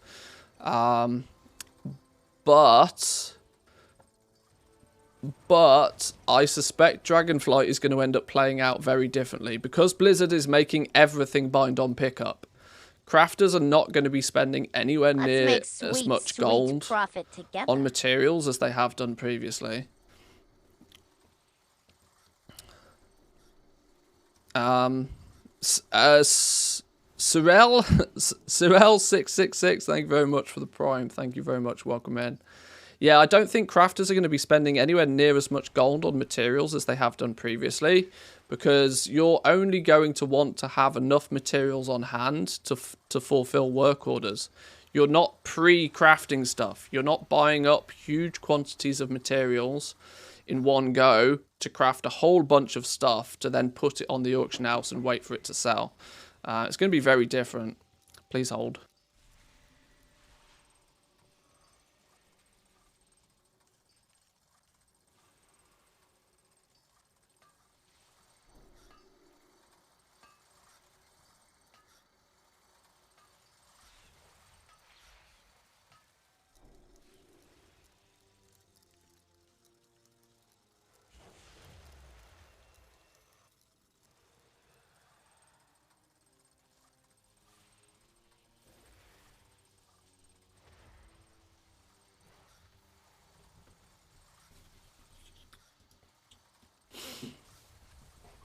You'll be and you're limited to the amount of work orders you can do. Yeah, there's definitely not going to be. This is why I think that the materials might actually dip in value pretty quickly in Dragonflight. So if you are going to do any gathering, if you are going to take full advantage of those early prices, you kind of want to do it quite quickly. But so much of this, and this is why I'm so keen to see the work order system. Until we get the work order system, we don't really know. We're guessing. We're doing a lot of guessing. And most of the guessing is based upon what we think the work order system is going to be. Until they actually put the work order system on the beta and we can start to see that, right, okay, well, if this is how it works, then this is how people are going to use it. Until we can do that, we don't really know. So hit the follow button, subscribe on YouTube, stay tuned, and I'll let you know when we know.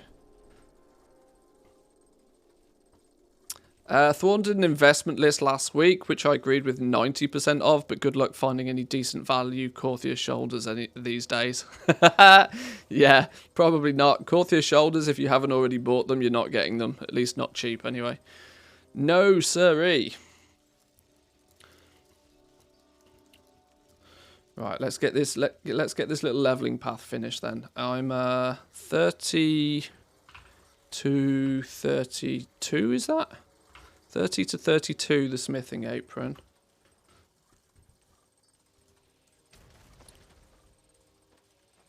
Then we quickly fire through this last little, probably if we can get to 50 points, it will feel about right.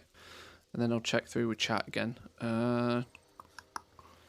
Then I think it makes sense to make a pair of these shoulders, even though they're not the most cost effective. But simply because we'll get a first time craft bonus out of it at the same time. Plus multiple skill points. 32 to 35. Pioneers.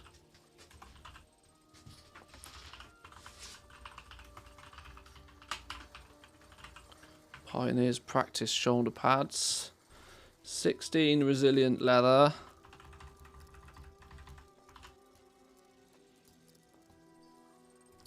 16 resilient leather and 2 dense hides. That will get us to 35.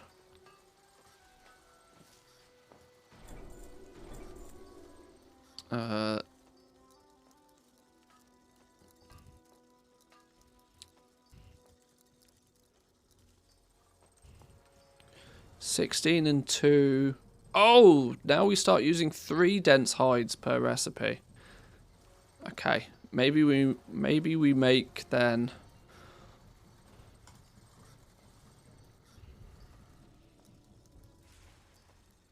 Do we just go back and make another one of these as it guarantees 2 skill points?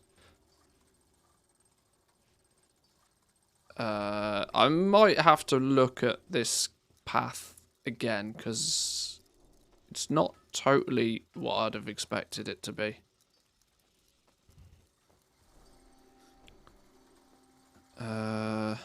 Still only 35 points in and we're running out of stuff. Which means we are going to have to look at making some of these. They've actually killed drums so that they don't guarantee skill points as frequently. Question regarding the leveling path for blacksmithing. You put in the cheat sheet from 31 to 40. You've put down primal, waystones and whetstones. Are you not scared by the potential high prices on awakened materials? Yeah, they'll be expensive, but it's probably still the sensible path. Unless they've gone and changed something. Awakens will probably be somewhere in the region of about 500 gold each, I reckon.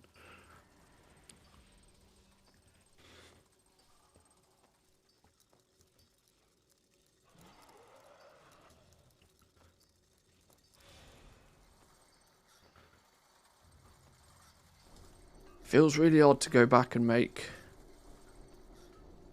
No, okay. Maybe we switch then to Trailblazer for one craft, because it's the same-ish value. What I don't know is whether these scaled hides are going to be cheaper or more expensive than the dense hide. Just found a blacksmithing epic pattern. Is there an add-on like TomTom working? Well, you could mark it in handy notes.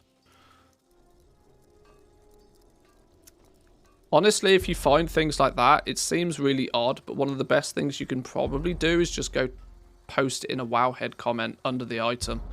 Because at least then it will be... That's one of the first places that add-on creators and stuff will look to source items. They'll check on wowhead to see if anybody's found one.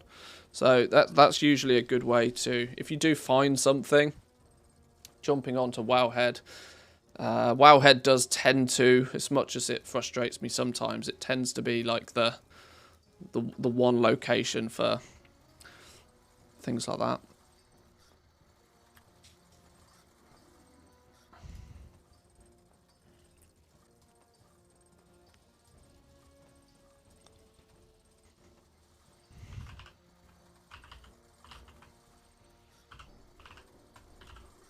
Trailblazers, toughened, spikes, ×1.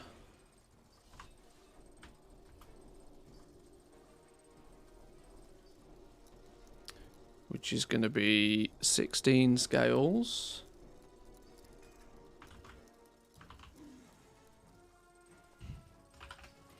(16 scales and 2 lustrous scaled hide. And that's what, 35 to 38, presumably.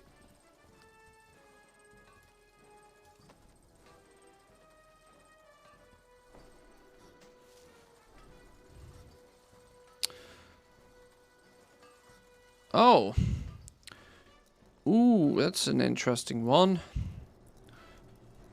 I was expecting that to go down to 2, if not only 1 point, but it's held its...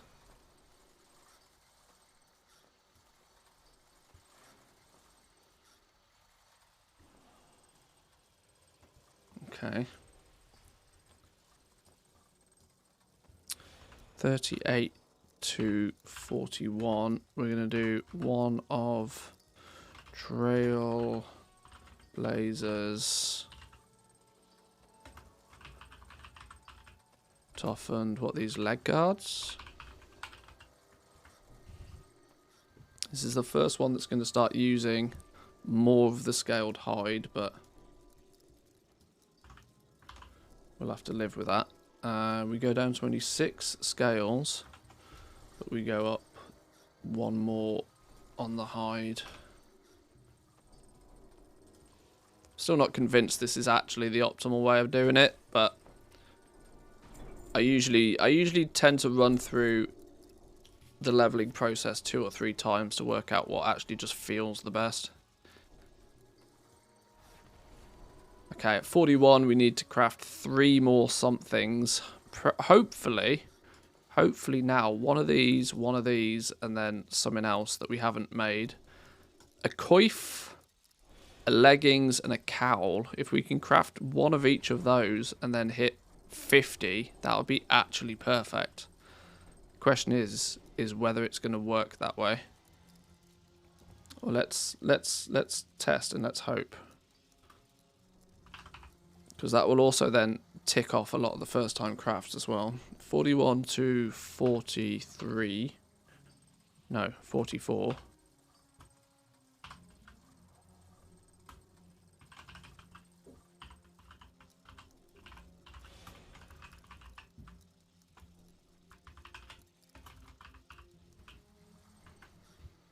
Ten scales, 2 hides.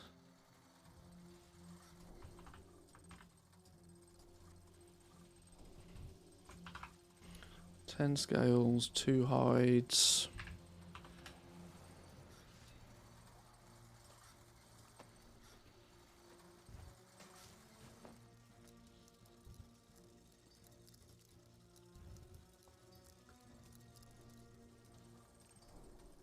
Yeah, so now a pair of legs and a cowl. You watch, I'll craft one of these and then they'll go orange.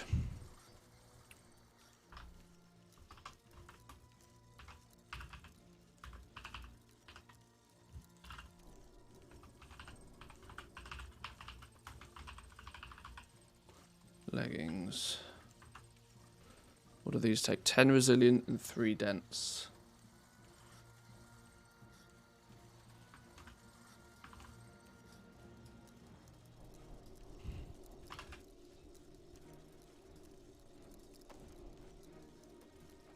How you doing, Pagby? Welcome in. Good to see you, my man. Hope you're well.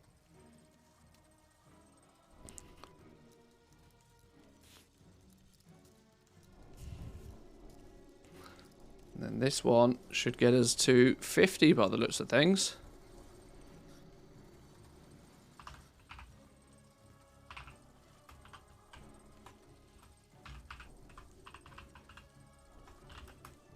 Pioneers practiced cowl.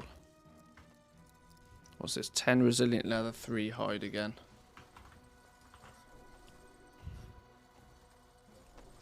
Right, 50 skill points. Boom. And we've now lost the ability. Instantly lose the ability to gain skill points from anything. Wow, okay, that's very deliberately done. That's very there's no going orange for a while and then green and then grey. No, it's either you get skill points from them or you don't. That's very deliberate. Clearly being so that you get to 50 skill points and then have to start doing something fancy to get work orders to get the rest of the 50 points you need. Now we can take a little look at what we would expect to get from... Yeah, there's literally nothing that we'll have learnt through the trader now that's going to give us skill points. We show unlearnt. So yeah, we're going to need to now start hunting down some endgame patterns, some top tier profession equipment,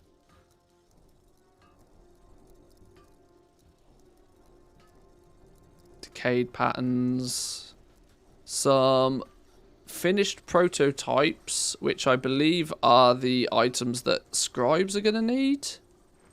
I think scribes need these to make the Dragonflight cosmetics. That's it. Apart from the toys even, sorry. Damn. Okay.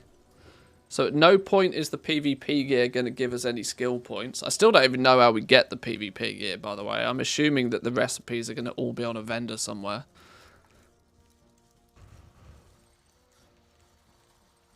Okay, but this is a good indication to what I suspect most of the other professions will end up being like as well.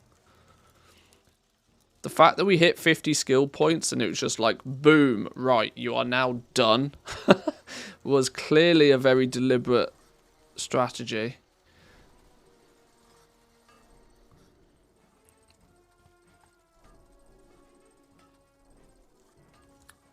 So in theory, once you hit 50 skill points now what you're probably going to do is then go back and craft anything that's going to give you... Oh, it does claim that these still give skill points. Maybe it's just because the UI is so broken. Oh, okay. What you're probably going to do either way is look at any first time craft bonuses. And now go back and start looking at crafting some of these, which you hadn't previously. But the reason I leave this to the end is because, as you can see, you're remarkably close now that you've got 50 skill points in the profession to start being able to make quality 2 of some of these things. And especially if you go along and pick up some profession tools and stuff along the way.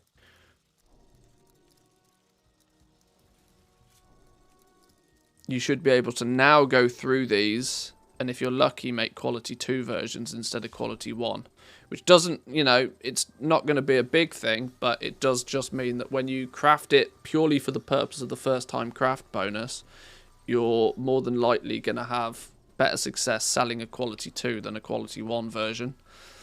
And more importantly, you might be able to, if you need to be, use some slightly higher quality materials to just, you know, push that forward to better quality if needs be. You can now start being a little bit smarter about how you use your materials, rather than just using, you know, the absolute cheapest to begin with.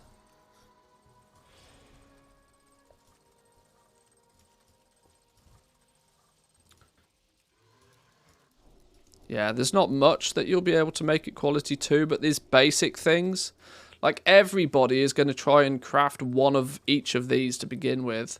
And everybody will craft them at a point where they only make quality 1 versions. And then everybody will try and post their quality 1 versions. But if you're smart about it, you wait to do your first time crafts until you've got at least some skill. Now all of a sudden, when you get your first time craft bonus, you're making a slightly higher item level version of it. And will have a much better chance of selling it. It's a small little optimization that should both save people a bunch of gold and hopefully push them in the right direction of understanding this quality a little bit better as well.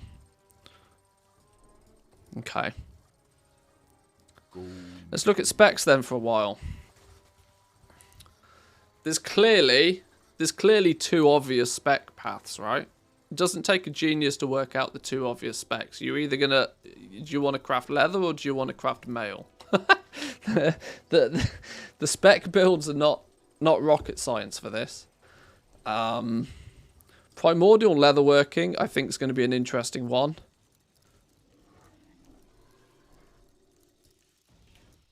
Improve at primordial leatherworking, gaining 1 skill when crafting elemental, bestial, and decayed leatherworking patterns. This is very... This could be a flip of a coin to whether this is good or not.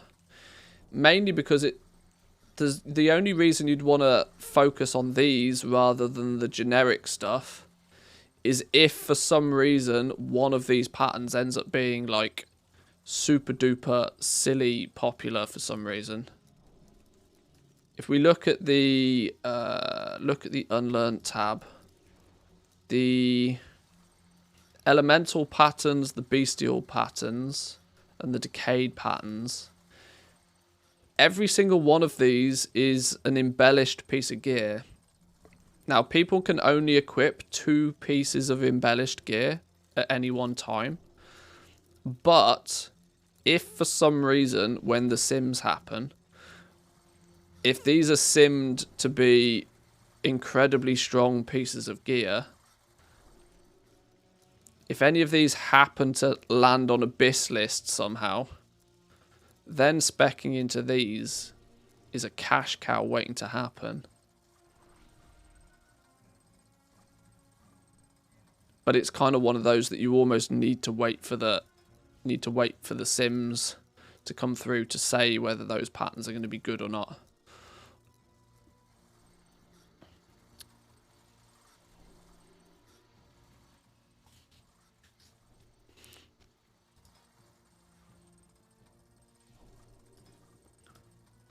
Do we learn any patterns along the route here?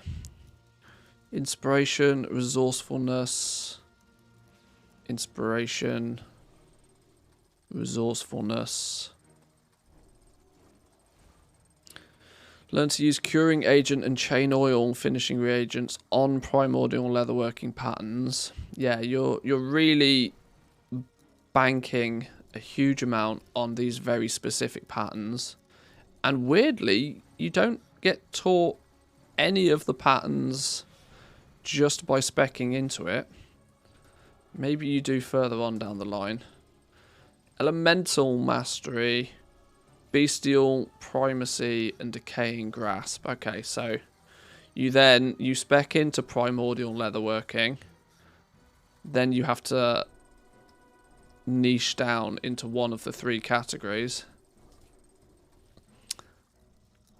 Elementally infused reagents gaining +1 skill point with elemental recipes. So that's going to be these ones.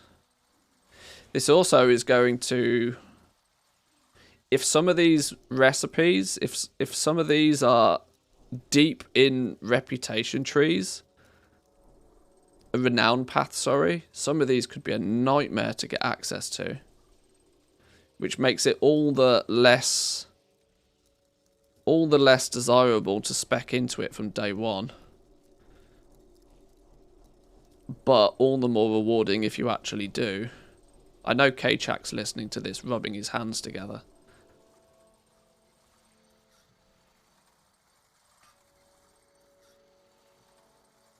This is one of those big risk-reward things. A lot of people won't be willing to take the risk, but maybe those that do could potentially just make an absolute killing. Learn how to craft the flaring cowl. So at least when you first spec into this, you learn a recipe.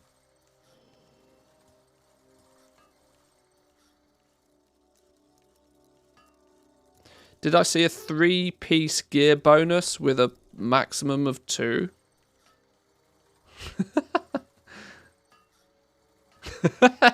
Yeah, you did.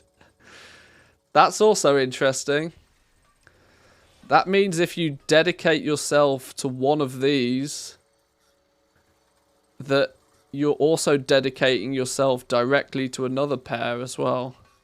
If you take a set of dew kickers, you are then also going to have to dedicate yourself to a wind spirit's lasso or a scale rain's grips to get the 2-set bonus, and that will then take up both of your embellished slots. Critical damage and healing have a chance to spur you on, granting haste for 10 seconds. The effect stacks up to 5 times.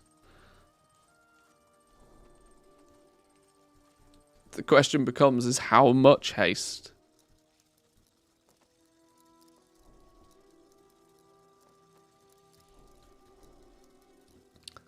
Sell one at cost, but the other one will cost you 500% profit margin.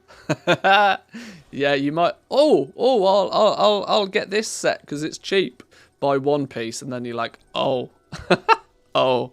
It does sound like a good proc. The question is how much haste does it give you, especially at the beginning of an expansion when haste is critical because you just feel slow at the start of an expansion, and everybody stacks haste. As a hunter, unless there's a better bow or gun somewhere, you're going to want an embellished one on the weapon slot. This is probably true. There's a good chance that the... where's the bow? Oh. Has it been yoinked from us?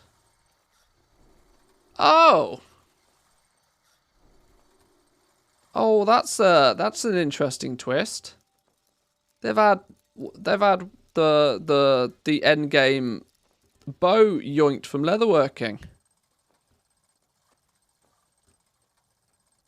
Who's got that now then? This is just the basic leveling bow. Who's yoinked?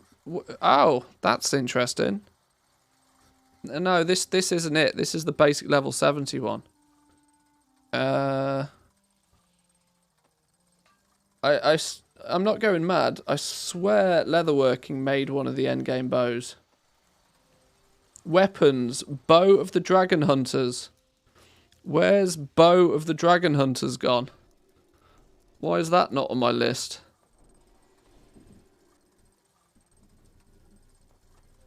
Oh, it's down here. Oh, okay.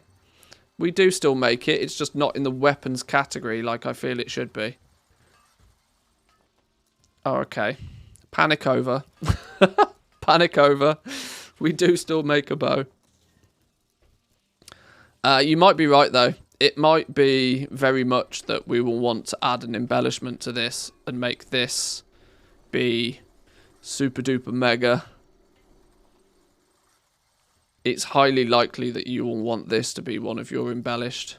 How do we learn the Dragon Hunter's bow? My cheat sheet says that you get it through Primordial Leatherworking through Bestial Primacy after spending 20 points. Is that still correct? Oh, okay. It's slightly different. You now get it straight away. Learn to craft the bow of the Dragon Hunters. Bestial Primacy. 0 points needed. Update the cheat sheet. No, hang on. I've now edited the wrong one.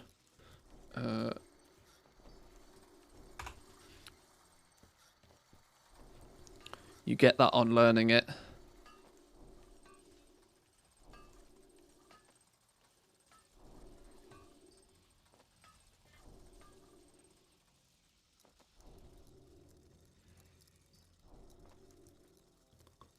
There's a direct damage thing there as well. This is not going to be a character where I'm cared about. Exactly. I've got my leveling path down now, which means I can now just zerg forward and cheese a bunch of stuff. So by just unlocking the Primordial, you get the bow. You get the pattern for the bow.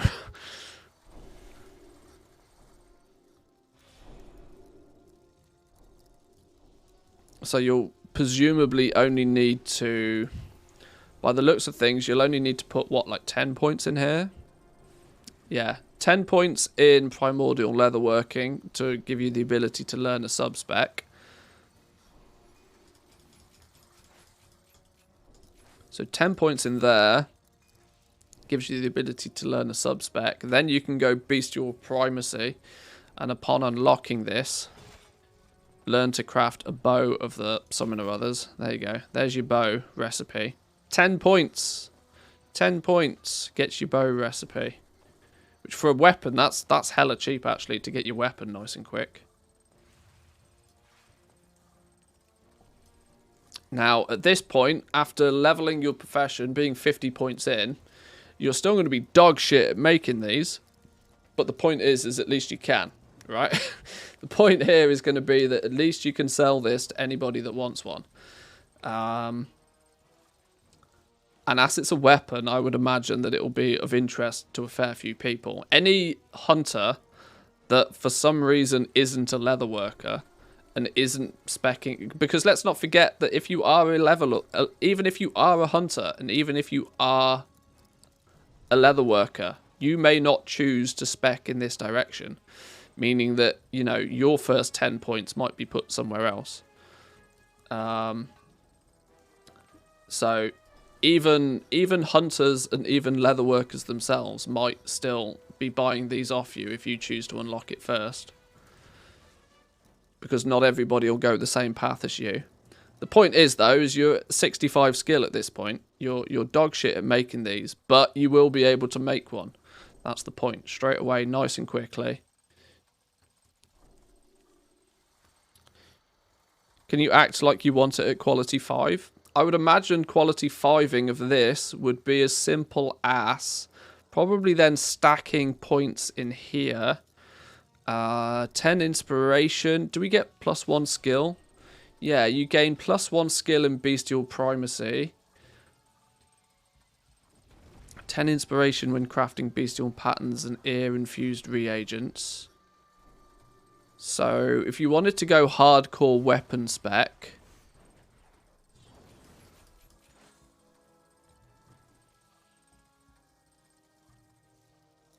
+10 skill for a single node. That's really big. All of a sudden, after 10 points in that, we are now up to... We are now up to 85 skill. Now, let's also pay attention to the fact that I don't have any endgame profession accessories giving me bonus skill yet. You will need these to be able to make this at quality 5. You will still not quite be able... You need 111 skill to guarantee this at the next quality. We don't have the ability to use the finishing reagents yet. 10 resourcefulness. Learn to craft fang adornments. Learn to craft and use the illustrious insight finishing reagent. Yeah, you're absolutely going to want to zerg 25 points in here then. 25 points in here because you are going to need illustrious insight. You are going to need to dedicate some of your artisan's metal to making this to give you that bonus 30 skill when crafting it.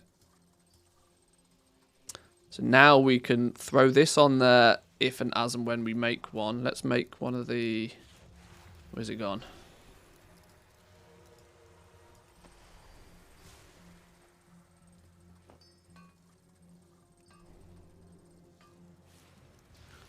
So throwing that on board, you're still only making them at quality 2, look.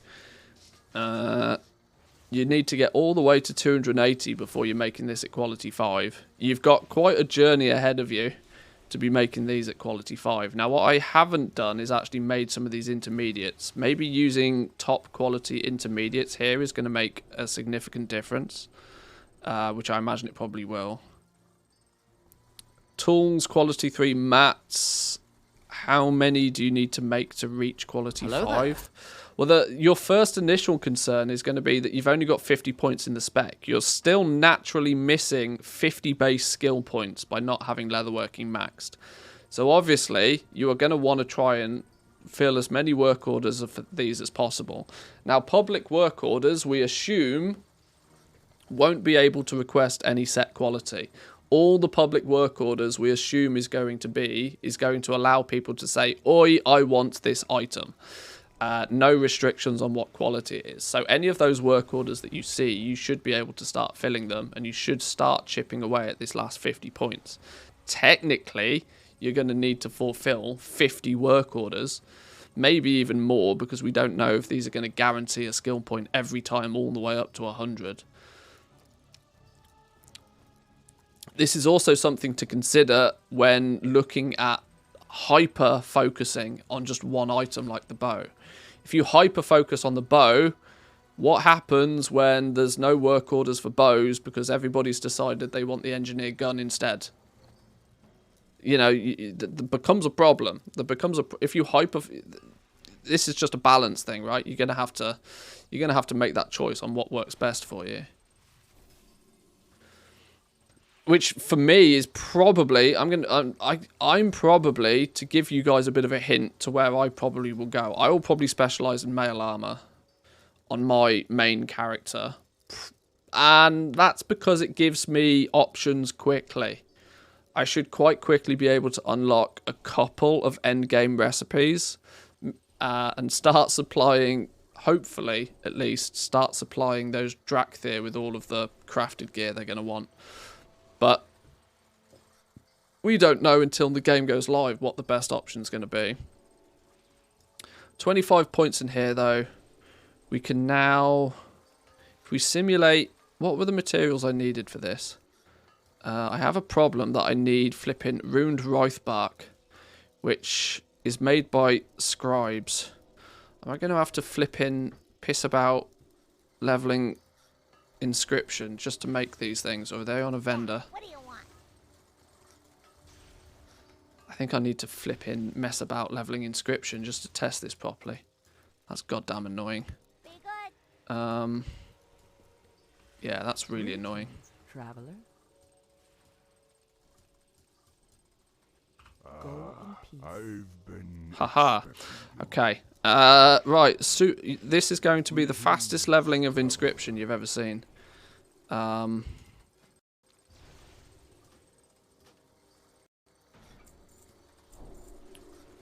the eternal sun shine upon thee.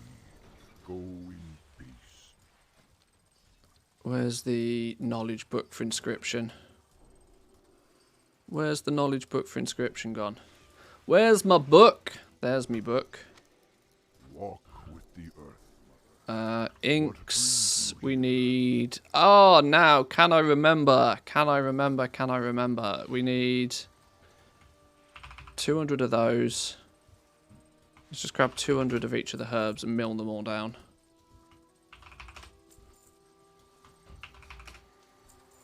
Ancestors watch.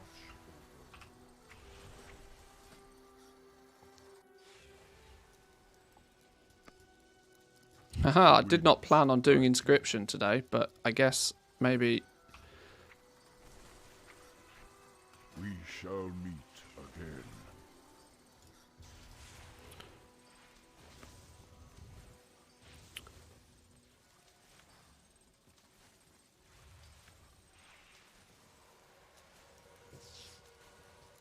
Why don't you buy the pigments? I could do. Yeah, it doesn't matter.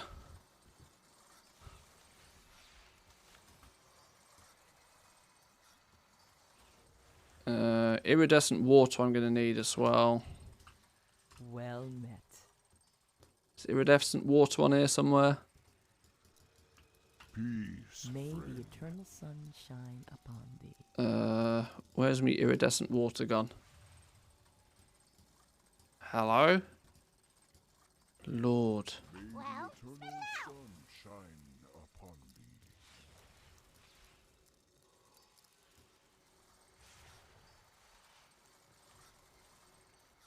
There it is. I'm going to need more than that. pleasure doing business with ya.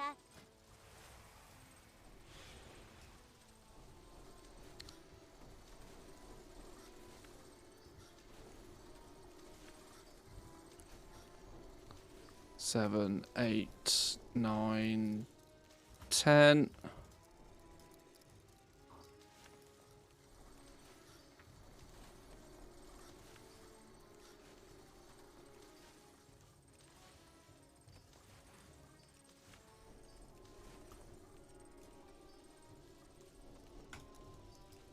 See if I can remember this process without actually looking it up on my sheet. Inscription being the one profession that everybody claims is really slow to level. But it's not that slow to level if you just mass mill a bunch of stuff to begin with. What am I missing? Vials. Welcome, friend. Vials, vials, vials. Who's stolen the vials? Here we go. 100 of those. Might need a few more. 100 more. Hurry back.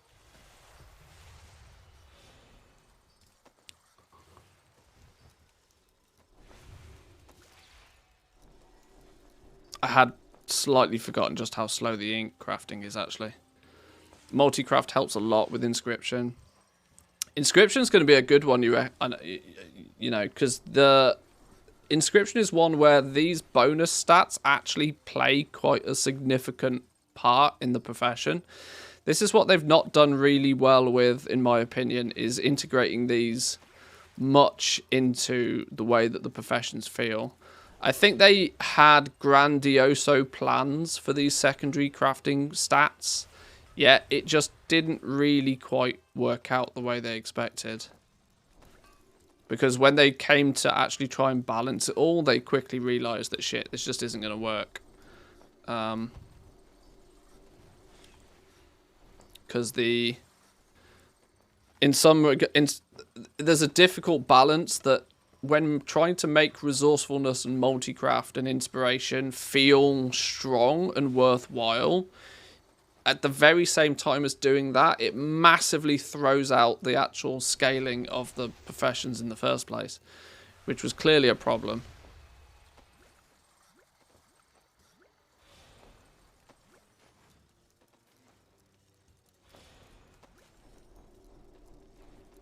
Oh, hang on. What am I running out of? Shimmering pigment. I also do think it's a bit weird that you cap out on inks very, like, the quality for inks still feels really low to me. You can start making quality 3 inks like within practically minutes. Greetings, traveler. Right, there's my runed Writhe bark We pattern. shall meet again. This is what I need. Oh yeah, flipping chilled runes. Now I remember. Now I remember.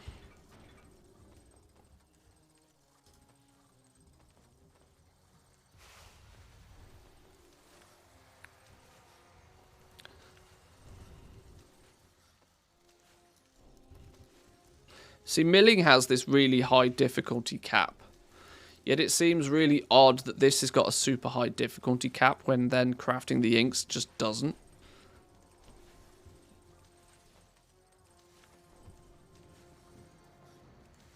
Is it easy to make 1,000,000 gold? I played 13 years ago. Getting back into it, I don't quite know the inflation yet. I wouldn't necessarily say it's... Your first 1,000,000 gold is quite difficult. But that's because you can't push yourself forward by using the gold you already have.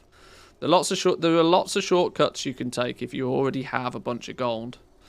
But if you don't have any gold, making that first 1,000,000 is quite slow. Mainly because the only thing that you can really do is dedicate time to farming. At the start of Dragonflight, though, you'll make 1,000,000 gold in a few days if you really put some effort towards farming and selling materials. There'll be plenty enough people out there buying materials all day long.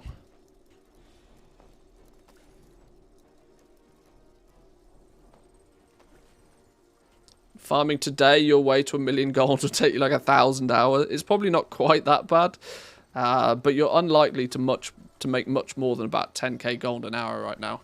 So if you're looking to make 1,000,000, then yeah, the simple maths on that sort of dictates that you might be doing it for a while.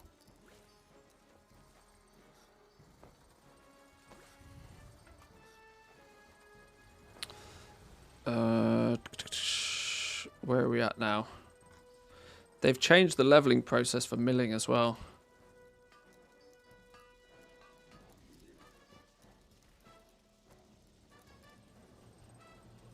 They're pushing you into making these, which is a good move, actually.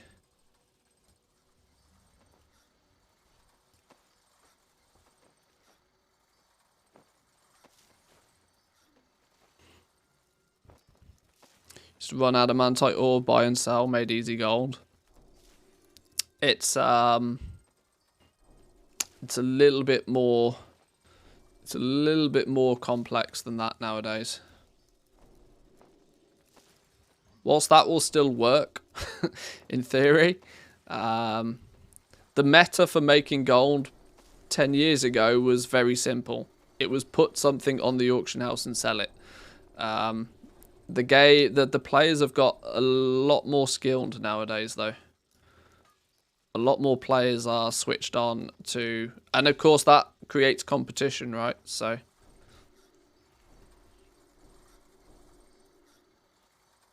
I only need 150 recipe difficulty to get these up. Can we cheese this to maybe...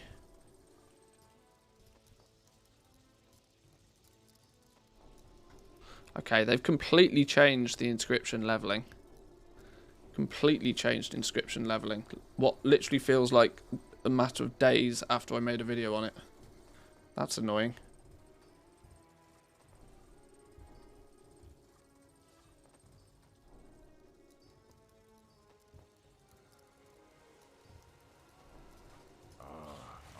have just the thing for you. Go in. Or is it still actually the meta just to make burnished inks? Oh, it probably still is the meta just to make these. Oh, well, that's fine.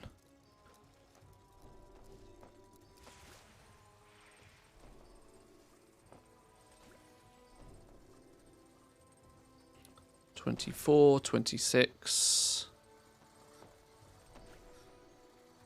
$28, $30. I've been expecting you. Oh no, I'm out of gold. First time that's happened for a while.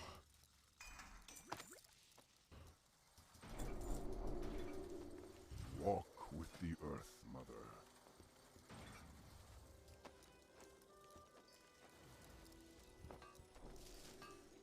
31, 32, 33. It should be 5 of these, right?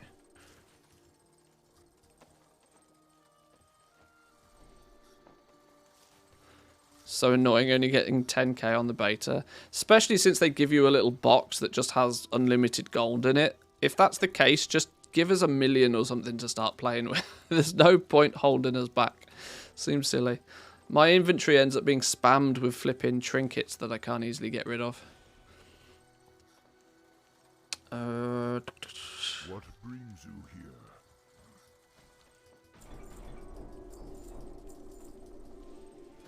Actually, I don't need to be messing about with this anymore, can I? I can just be... Where's my inscription book?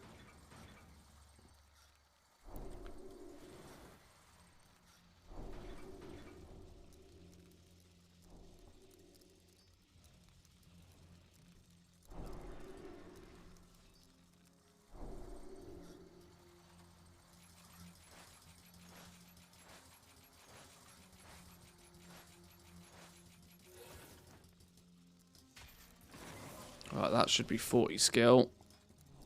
Is that going to push us into a position where we can make these things at good quality yet? Nearly. We need 150 skill to make these better.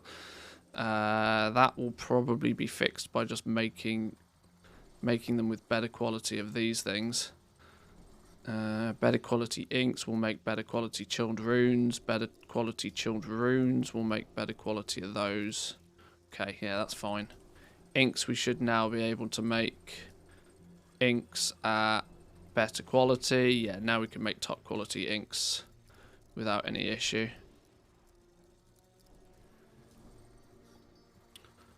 Right. Now we can finish milling all of the herbs. Oh, actually. Oh! Ow! No, of course.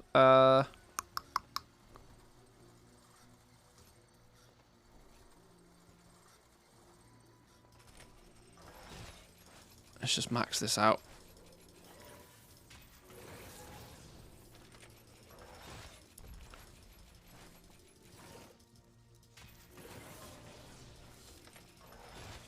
I'm not paying any attention to Inscription right now.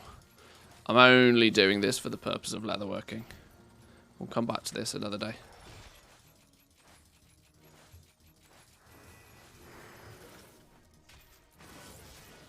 Right, there we go.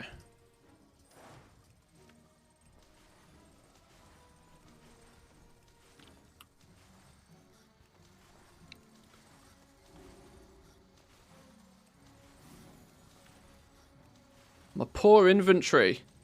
Look how neat and tidy I made it to begin with. Now it looks like somebody's vomited materials in it. My OCD is not happy about this.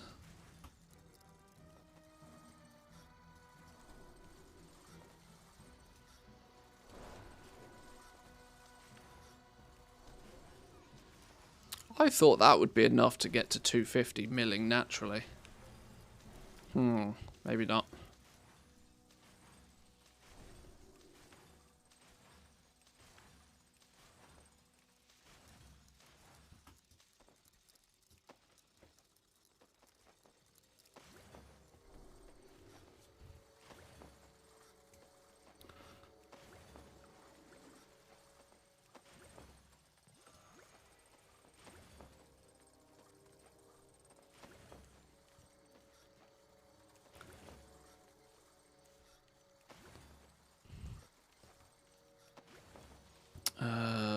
flourishing ink is actually the one we need. We're making quality 3 of these. We are. Beautiful.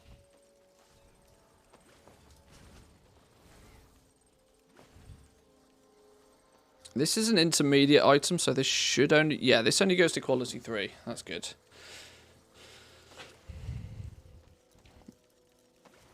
Next we're going to need some top quality chilled runes. Top quality chilled runes is going to take top quality serene ink.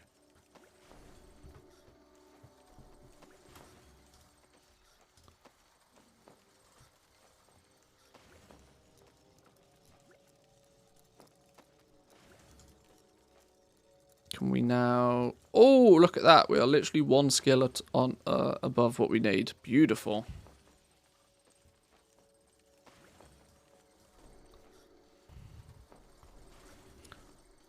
Let's make a bunch of those. Quality 3 chilled runes. It's all coming together nicely. I don't need many of these runed Wraith bark, I think. I just need a handful of them at top quality to test making some bows.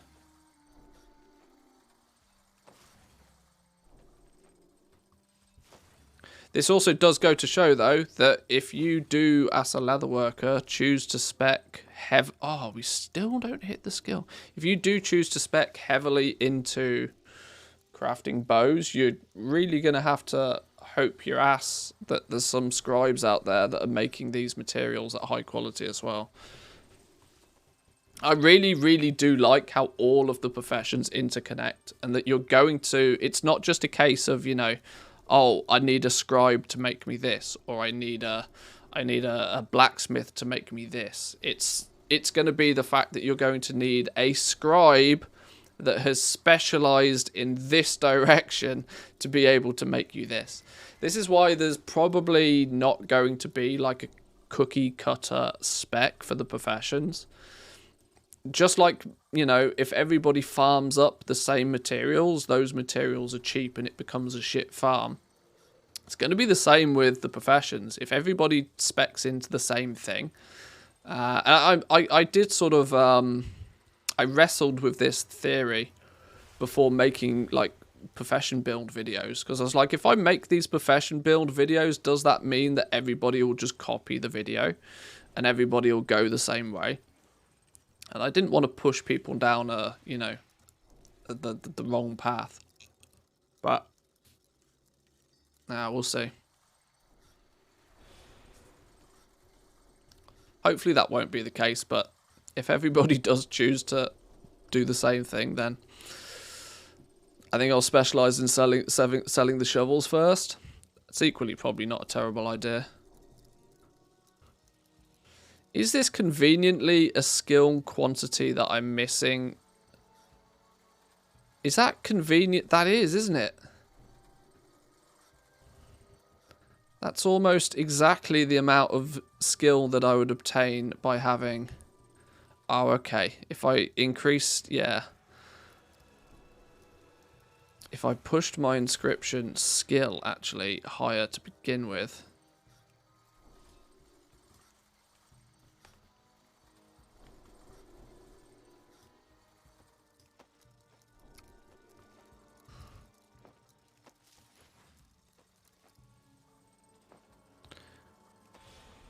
Having some tools would definitely help.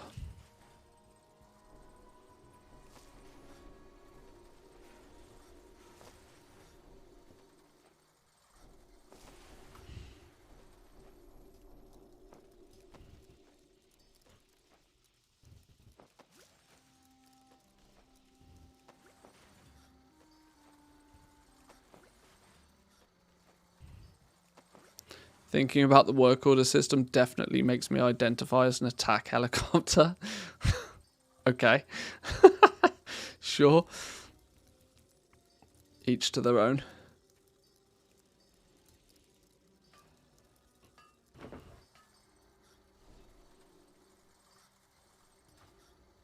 Looking for something special? Hey, how you doing? Walk with the Earth Mother.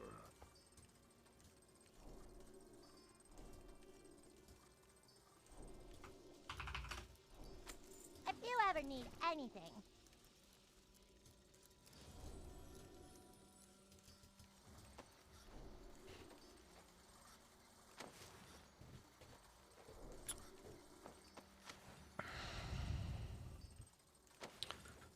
Right, let's get to 50. And that's realistically where we stop. 50 skill points. We need some better quality chilled runes. We can now make better quality chilled runes. Oh my god, we are 2 skill points away. Lord have mercy.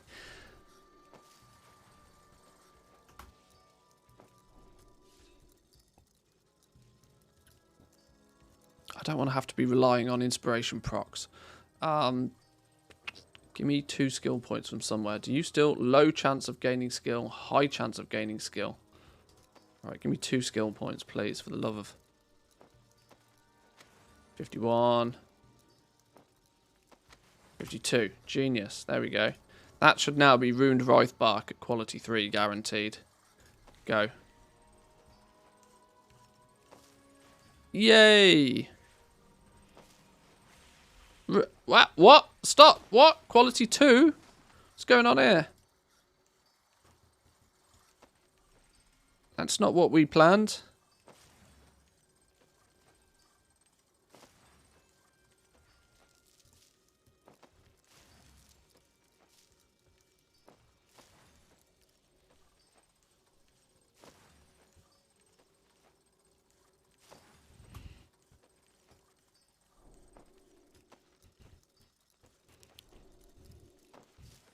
Quality 3, there we go, much better.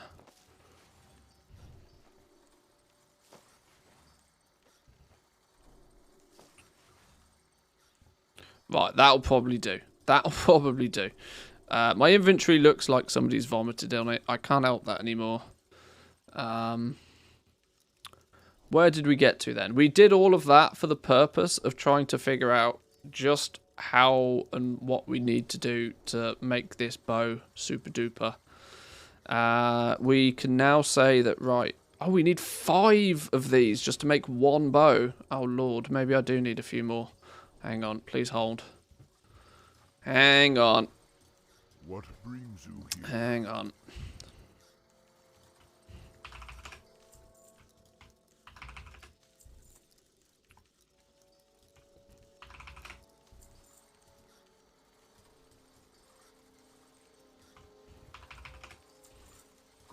Stupid inscription doing stupid things. Let me make a bunch of these real quick. Maybe I take it all back. Maybe inscription is too slow.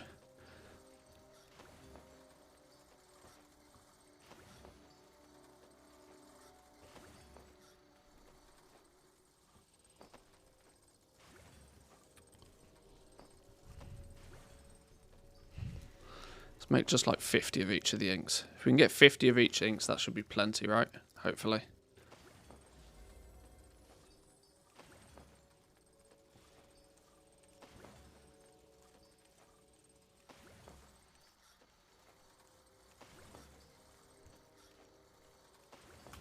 Alright, there's our red ones. Let's get some of the flourishing ones.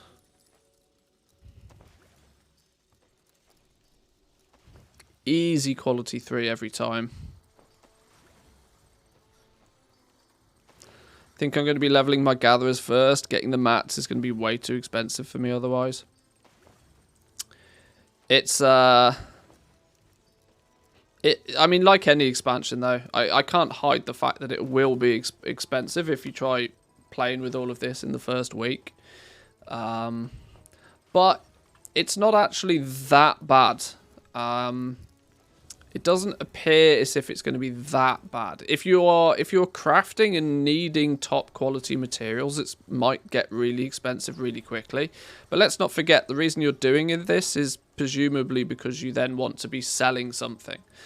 And you should be, every single day, every time you craft something, you should be then very quickly selling it.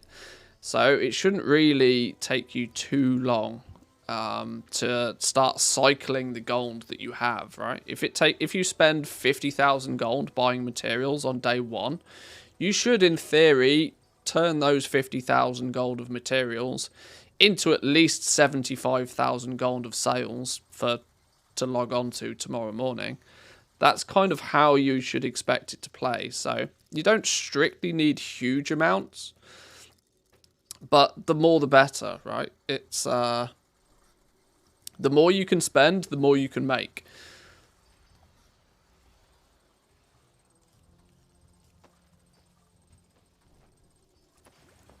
I want to be. I always want to be careful to not sort of persuade people away from crafting, but I just want to make it. You know, I try to make it well understood what some of the risks are with crafting.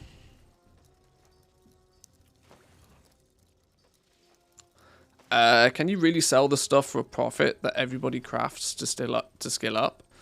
If you're quick enough, yeah. If you're quick enough.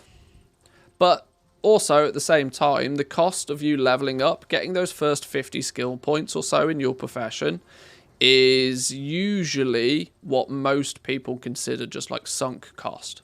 That's just the cost of getting your profession to a point to where you can then start crafting stuff that you are actually going to sell for a profit. At least that's how I've always looked at it anyway.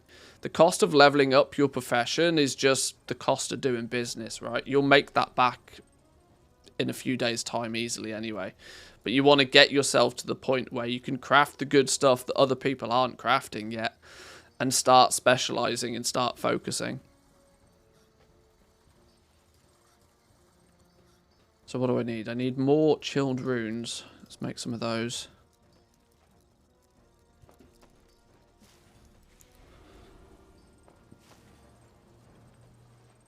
Thanks for listing the recipes in the cheat sheet. Copied them to mine and tried to guess which ones would be profitable, or at least more sellable than others.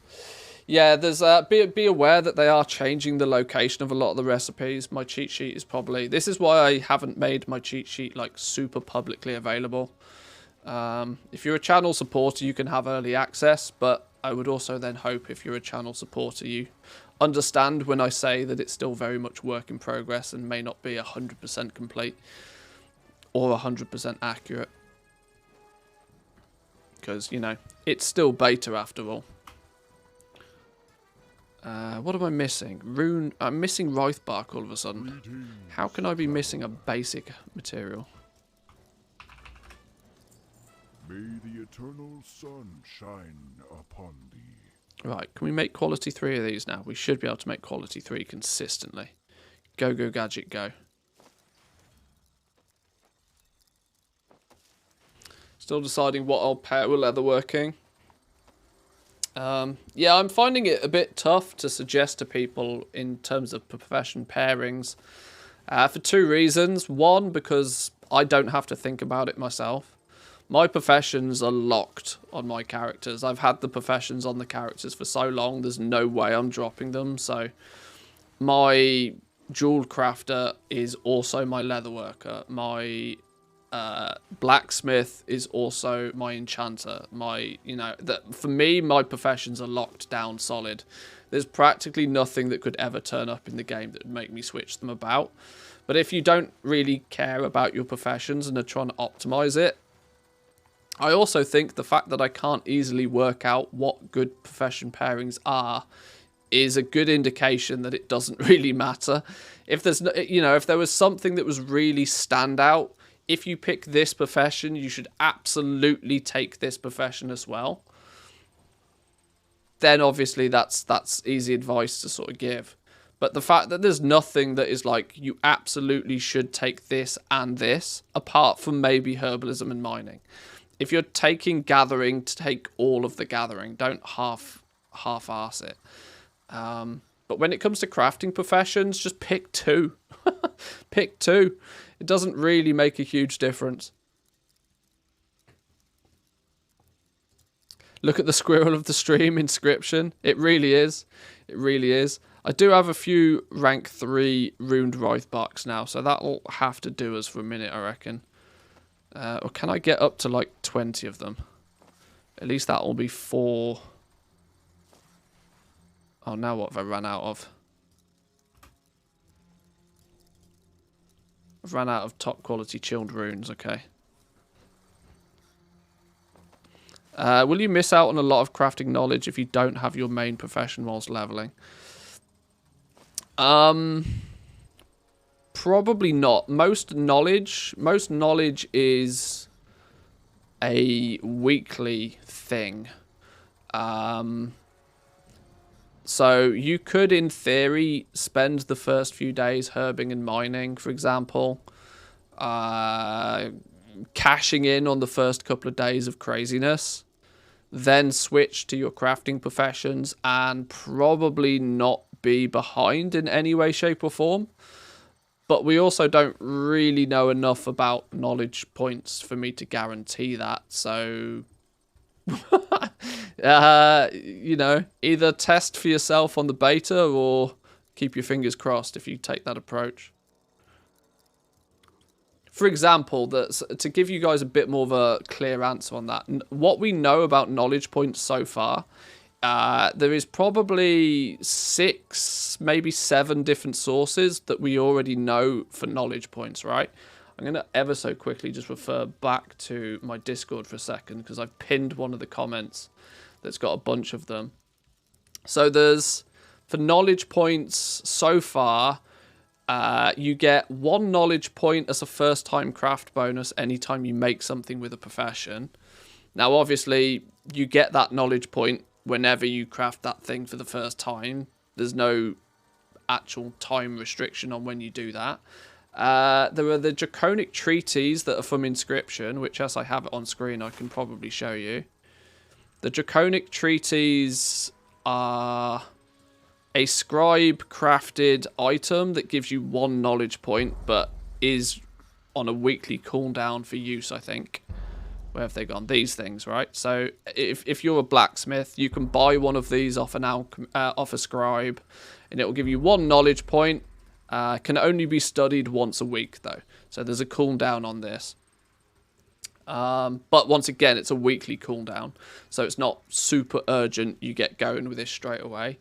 There's some one-time treasures that we know are dotted about the map that are going to be specific to certain professions and give you knowledge points. The one I can probably easily show you here, because I just purely because I remember exactly where it is. In the Waking Shores, there's near the fire rivers down here somewhere. Can you guys see that on this? Yeah, probably. Round here somewhere. I can't remember the exact location, but round here somewhere. There's some molten ingots on the floor. If you're a blacksmith, you can go and pick up these treasures. They're one-time treasures, and they give you, I think, 3 knowledge points. So there's a few one-time things you can do treasure-wise for knowledge. What else have we got? There's the Dragon Shards of Knowledge. Dragon Shards of Knowledge seem to have a huge amount of different sources that you can get them from, but there seems to be a limit of 3 per week that we know of so far. A Dragon Shard of Knowledge doesn't give you knowledge points directly. What you do, though, is you take it to a dude out in the Anaran Plains. There's a fella that is in a cave somewhere. I think it might be here. Northeast, slightly to the west of Marukai. There's a dude in a cave here which you can hand these Dragon Shards of Knowledge to, and in exchange you can pick up a knowledge point for a profession of your choice, and he also gives you some Artisan's metal. So there's a couple of probably 3 a week you can do there. Plus, down in Fork River Crossing, you have some Artisans Consortium quests, which are one-time only quests. You can only ever complete them once. But once you do that little quest chain, I think you're rewarded with, if memory serves me right, 3, maybe 4 of these Dragon Shards of Knowledge from that quest chain, which, once again, you take them back to this dude in a cave and exchange them for the profession knowledge you want. You can trade Artisan's metal for knowledge points on a one-time buy system in Valdraken. Towards the, let's see if I can work out exactly where it is on the minimap. This little, to the northern part of the Artisan's Market, there's a fella called Raboul who stands here, and Raboul will, depending on what your reputation is with the Artisans Consortium, let you trade 100, then 200, then 300 Artisans Metal for a book of knowledge. That book, I think, gives crafters 10 knowledge points, and I think it gives gatherers 15, but I may be corrected on that. There's only 2 other sources that we know for knowledge. I am clearly going to clip this and put it on YouTube, by the way. There's only 2 other locations for knowledge that we know of so far. One is your profession weekly quest, which we still can't quite confirm or deny whether it is a weekly. It's not a daily because it doesn't appear every day. It may be something that you can complete twice a week. But that will be given to you by various vendors depending on what your profession is in Valdrakken. And you can pick this up really quickly. I think you can pick this up from as low as level 62. So you can get going on the knowledge from those weeklies pretty quickly. What you might do is you might struggle to actually be able to hand in those quests though, because they often require like quality 2 materials or quality 2 crafts. So you may it may be a little bit difficult to get the knowledge from those daily/weekly. Let's just call it twice a week quests. And there's only one final location that I can think of off the top of my head, which is once again a probably bi-weekly quest. I reckon you'll probably be able to do this twice a week. But you get 3 knowledge points for completing a work order. So it's kind of Blizzard's way to push people more so to work orders. So add all of that up, add all of that together. Nothing of that list, to tie it back to the initial question, nothing on that list is super strictly, like on a daily thing. But if you don't do any of it for a week, you are going to start missing out. It's kind of a week time gating on that. Quick numbers. Probably looking at 3, 6, 9, 10. You're probably looking at about 15 to 20 knowledge points a week. Roughly. But like I said, this is all very rough because we clearly don't know everything. And beta is still very much in beta. But yeah. Strikes me as a great topic for a nice video. Well, this is clearly getting clipped and is clearly going on YouTube. So if you're watching this later on YouTube, hit that like button, subscribe if you're new around here. And I hope that was helpful. I'll see you all next time. Peace. For anybody watching live, hopefully that gives a little bit more of a rundown of where we know we get knowledge from. You can see how it comes from a whole bunch of different sources, which is why it's making it quite hard to put an exact number on how many you could get, because actually the speed in which you gain knowledge is different on gathering professions to what it is on crafting professions. We already know that for a fact. So yeah, sure. I'm so jealous you can make YouTube vids like that. It comes with practice, don't you worry. It comes with practice.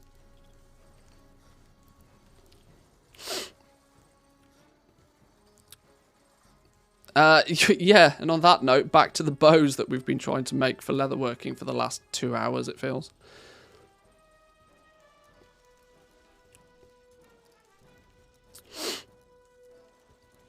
Oh, K-Chak, as you're chilling, don't be holding off content, man. Publish it. Push it live. You can always make the video again closer to launch. Trust me. Last thing you want to do is hold back videos. Maybe holding them back for a few days, but YouTube won't thank you if you release them all in one go. Let me tell you that for a fact. Got to get the ball rolling nice and early.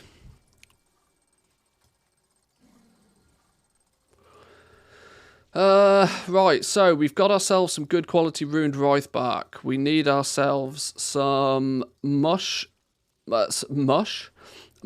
slush hides. How do we make these at top duty quality? Whoa! Look at the recipe difficulty on these fellas. Lord have mercy. this is okay. This is cool. This looks to be very similar to what I experienced with jewel crafting. That if you do go down the path of aggressively speccing into making gear, where is it?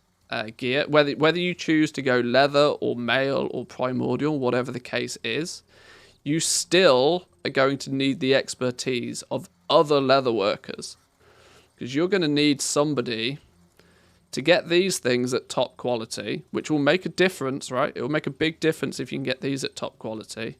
If you've spent all of your spec points in a very set direction to focus on X, Y, and Z, you may not necessarily be able to make these at as higher quality as another crafter that has spec'd into making these. It goes into the theory again of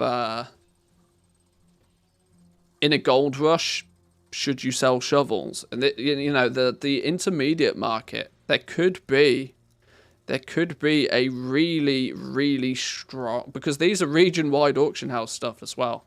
If you can, with such a ridiculously high recipe difficulty on these, if you become one of the first people to be able to craft quality 3 versions of these, I shit you not, you are going to make bank.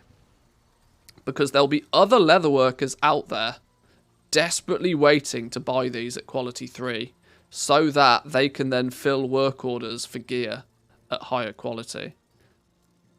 Maya Slush High. Is there one of these intermediates that is used more than others? I bet there is, isn't there? So the Maya Slush Hide goes into 4 of the elemental ones, 2 of the profession equipments, and 2 pieces of regular leather armor and the weapon. That already is more than enough pieces to make it worthwhile focusing on.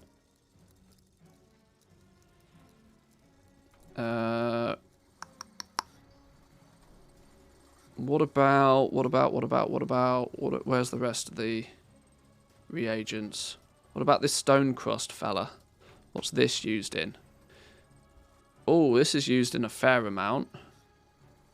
And these have all got really high recipe difficulties. Jesus, 375 is a lot. Even with top quality dense hide that's going to require skinners to do skinner things. Jeez, that feels very high. I feel this should be more in the 250 range. Otherwise, there ain't nobody going to be making these at quality 3 for a long time. But these go into Witherrot Tombs, 3 Decayed, 2 Profession Equipments. Are these top quality Profession Equipments? They are. My jewel crafting resplendent cover needs them. Ooh, Lord. Flame touch, legs, helm, and chainmail, and then 2 pairs of leather. So 5, 6, 7, 8, 9, 10. And it goes into the armor kits, and it goes into the toxified armor patch. Ooh! Oh, Nelly. How do we get anywhere near 375 recipe? How do we get near 375 skill for making these intermediates? That's got to come from this one, right? That's got to come from leatherworking discipline. You're going to put 30 points in here, which will presumably give you 60 odd point. 30 will probably give you 40 in total. Wow, plus 10 actually. No.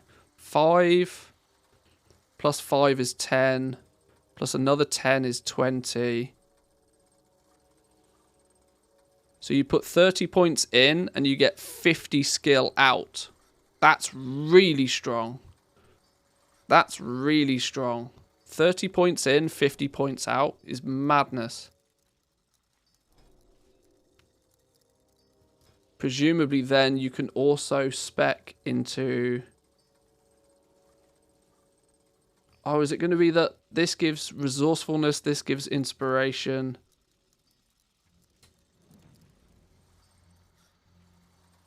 Oh, hang on. Bonding and stitching. Improve bonding and stitching patterns, gaining +1 skill point in this specialization when crafting bows and profession accessories.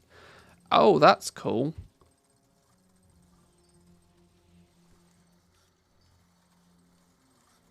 So it kind of allows you to combo up. So if you actually do choose to heavy Zerg into Primordial Leatherworking to get the bow, at least it means that you're probably then going to also become very good at crafting drums at the same time. So your eggs are not strictly all in one basket, which is nice. Because you actually run out of places to put points very quickly. We've got 25 here, 35 points.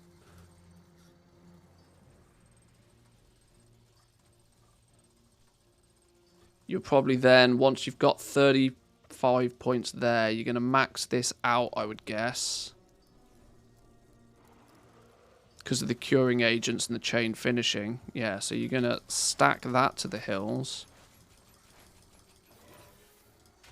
So what's that? 60 points. By 60 points in, you are... Sorry, I know I'm really bouncing around all over the place here. I hope people are following. 60 points in, we're at 195 skill. I need to make some of these, even if they're only basic ones.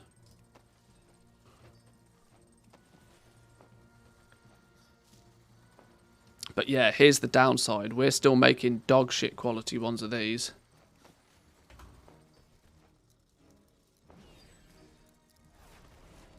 So we could do with another leather worker that's better than us, supplying us with some of these to push this number up. But we're still quality 3. So you know, you go 70 points in. That's not 70, is it? That's 60. 60 points in. Which is feeling similar to what I said with jewel crafting. For anybody that watched the jewel crafting video yesterday, you may or may not remember that I said about 70 points in. After 70 points, you should start to be able to make the basic endgame gear without any fancy optional reagents at quality 4 or 5. And that seems to run true here as well. That we could, in theory, we can guarantee a 3. We can probably do bits and pieces. If we can get some good quality Maya slush hide off another leather worker, we can probably push this up to quality 4 if we start throwing some illustrious insight in it as well. Yeah, illustrious insight and a better quality hide here. We'd be making quality 4s of these guaranteed. With only sort of 60 points in the spec, which feels kind of balanced. Then you're probably going to take as many points in here as you can get. And let's not forget that you will probably be trying to fill work orders at the same time. There's a possible plus 50 bonus you can get by just being better at leatherworking, which will definitely help. I'm impressed, Blizzard. It's not very often you'll hear me say that, but I am impressed just to how they've managed to... And this will allow all of the professions to hopefully progress at a similar speed. It won't be that, you know, jewel crafters are making tier 5 quality shit whilst leather workers are still back making only quality 2 things. It's keeping them... Because you'd want the professions to progress at a similar speed. Because otherwise it will, you know, if all of a sudden jewel crafters can make quality 5, but leather workers can only make quality 2, it starts to incentivize everybody to start buying the jewel crafting stuff. And it just only then makes it yet even harder for leather workers to catch up. So I talked a lot about balance in the alpha in the early days of the beta, that they need to balance the professions so that they all progress at a similar speed. And from what I can tell so far, they've done a really good job. They seem to have done a really good job of this. Very similar amount of points spent in a, what I hope is a smart way. Seems to be returning similar results across different professions, which is good.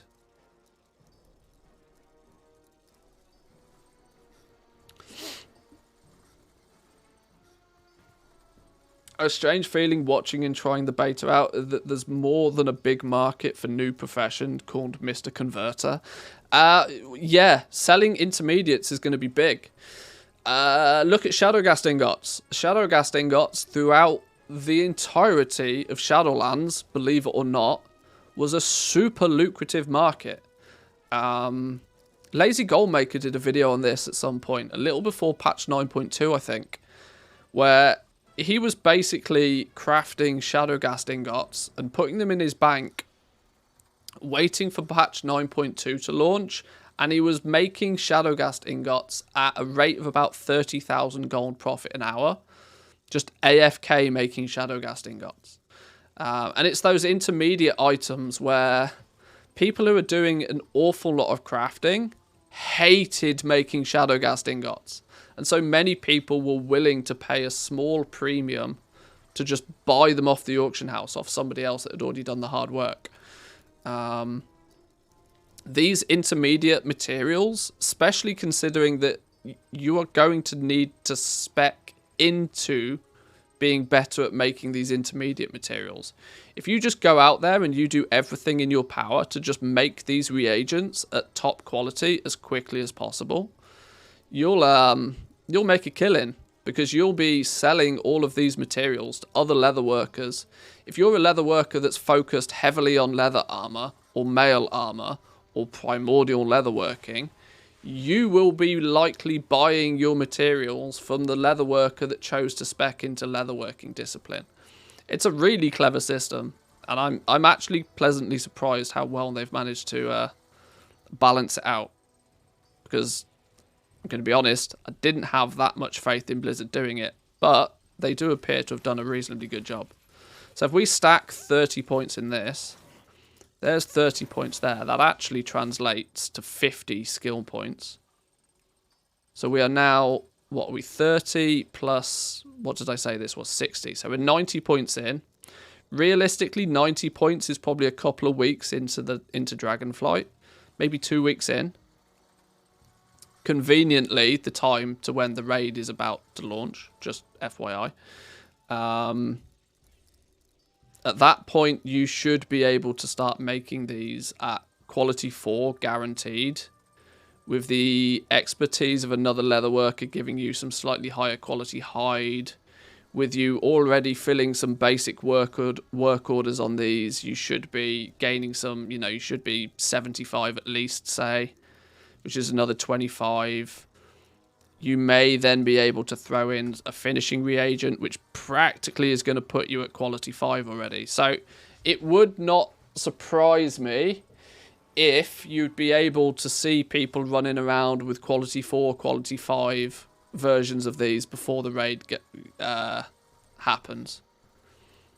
And then obviously when people come out of the raid and they've got their primal infusions, they will want to have it recrafted with a primal infusion.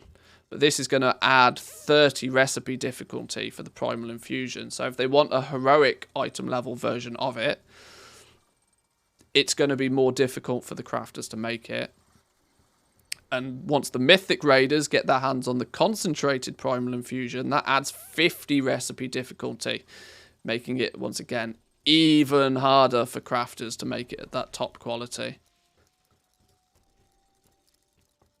And of course, crafters are going to slowly but surely get the profession accessories and tools.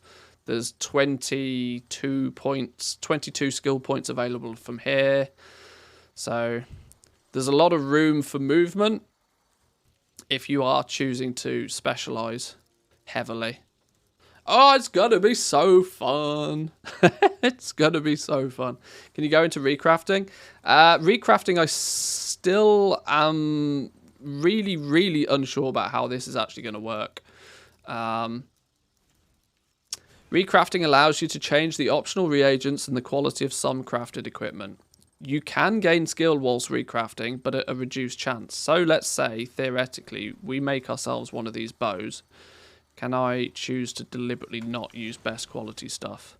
Can I deliberately make if I make a quality 3 one, deliberately, what am I missing? I need more mush. I keep calling it mush slush. I can't talk. How many did I need? 12. Let's just make a bunch of these. Where have they gone in my bags? They're here.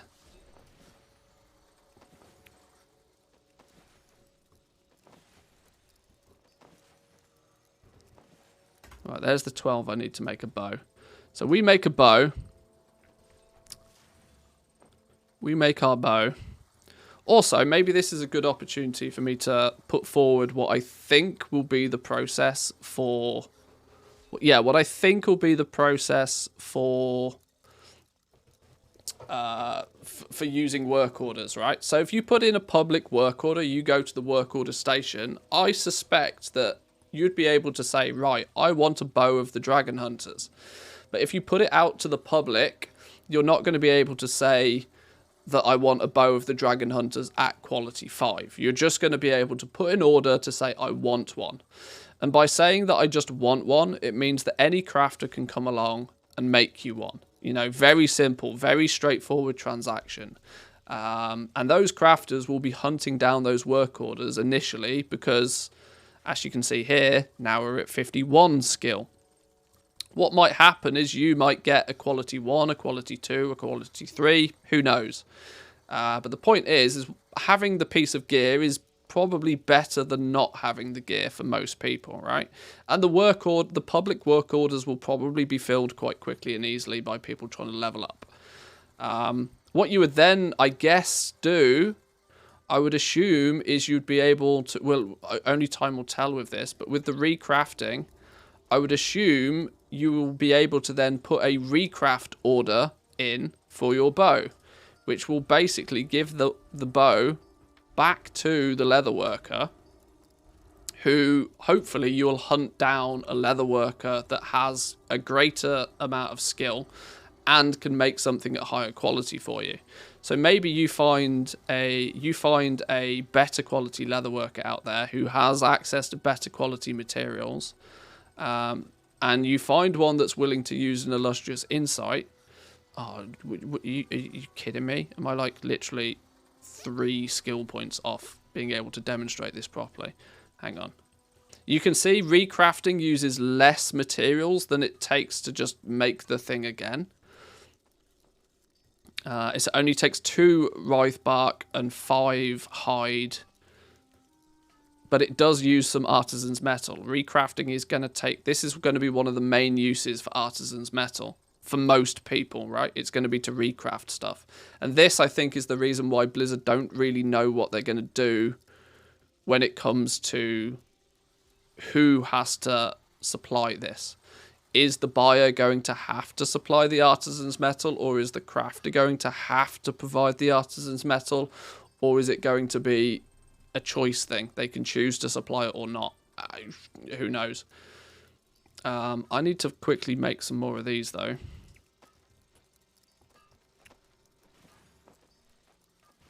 So we can do the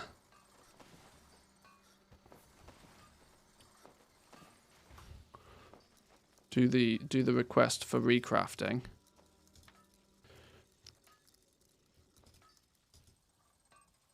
Are you kidding me?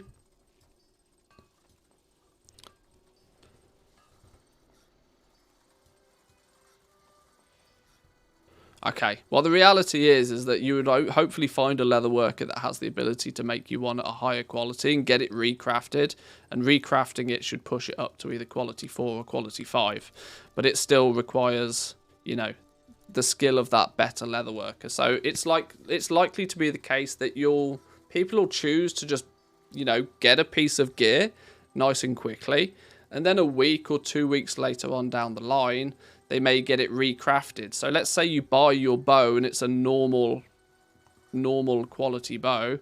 Maybe you go raiding, you get yourself one of the primal infusions or the concentrated primal infusion. You can then get your bow recrafted instead of having to buy a new one. So it's a way to sort of hopefully keep down the cost of upgrading your gear through the crafting system. Can you indefinitely push quality with that finishing reagent? No. Not to my knowledge, no. It's still pretty deterministic. It's hard to showcase it here because the UI is completely scuffed. But it's still dependent on lots of factors. But we don't know how the work order system is. So, once again, we really, really, really need Blizzard to just give us the work order system so we can test this stuff out. And it still worries me heavily that they haven't given it to us. because I am cynical like that. But anyway, that's roughly how I think recrafting will work. It's going to take a smaller percentage of materials than it would do to make the base item in the first place.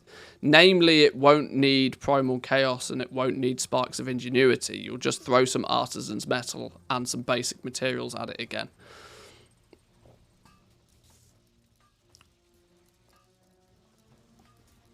Have you done inscription testing like you did with jewel crafting the other day?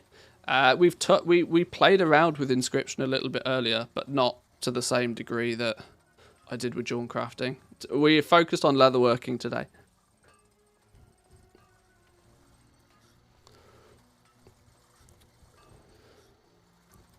Unsure in recent times, the rep grind has been locked behind the amount of time it takes, making it pretty much impossible doing multiple alts. Personally want to be a crafting factory, but as it stands currently, I'm going to have a hard time doing that. I will eventually, but still. For now, I personally like to do things. It doesn't suit me very well, but I'm also pretty sure the vast majority of players into crafting are going to enjoy it. I'm really in two minds of whether people will actually enjoy this. I know I'm the odd one out. I'm the odd one out that does genuinely quite enjoy the crafting professions and always has and always have done. Whereas you ask most average players who play World of Warcraft whether they care about the professions, and they're like, unless it makes me gold, no. Professions have been dead in the eyes of most players for a long time. And this is a cool revamp to the system, but I worry it's maybe not rewarding enough. It's really cool for people who like this sort of stuff, like me, but I wonder if average Joe is going to look at it and be like, well, where's the reward in this? Why would I do this when I can run mythic dungeons and get equivalent gear? Is the mindset I suspect most players will look at it from.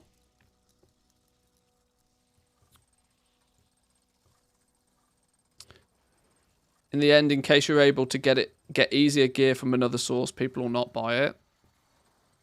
This is the thing, right? Crafting's had its place in the economy such that crafted gear doesn't need to be the best quality gear for it to sell.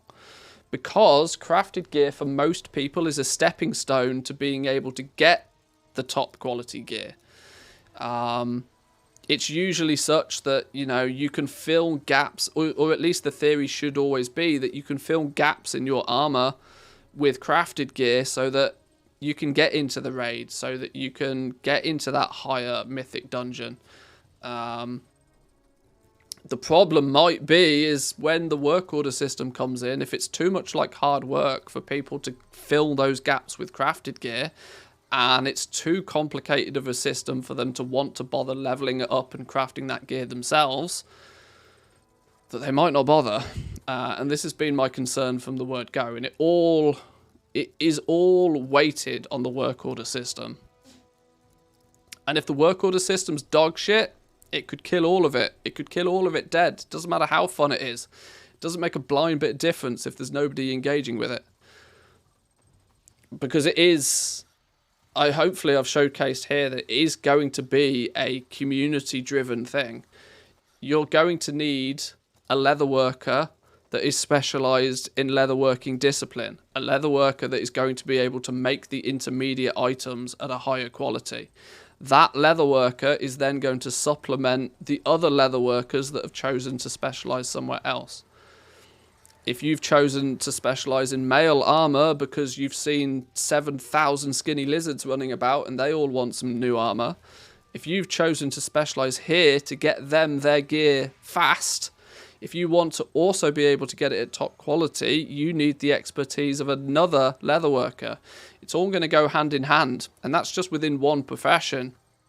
Not to mention that you might need materials or components from other professions as well. So it's not just that there's like 8 crafting professions or whatever it is nowadays. You could probably multiply that number by 3 or 4 based upon how many different specializations there could be.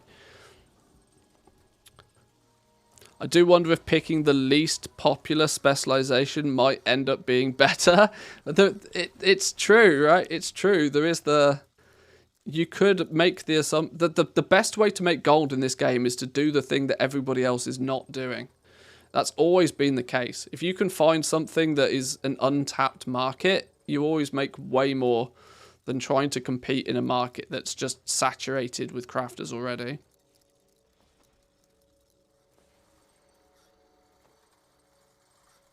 I wonder how people are going to get those last 50 skill points in expansions after we've moved on from Dragonflight. I think that's a tomorrow's problem. And I think even Blizzard looks at that as a tomorrow's problem. I really don't think they're looking too far in the future with this.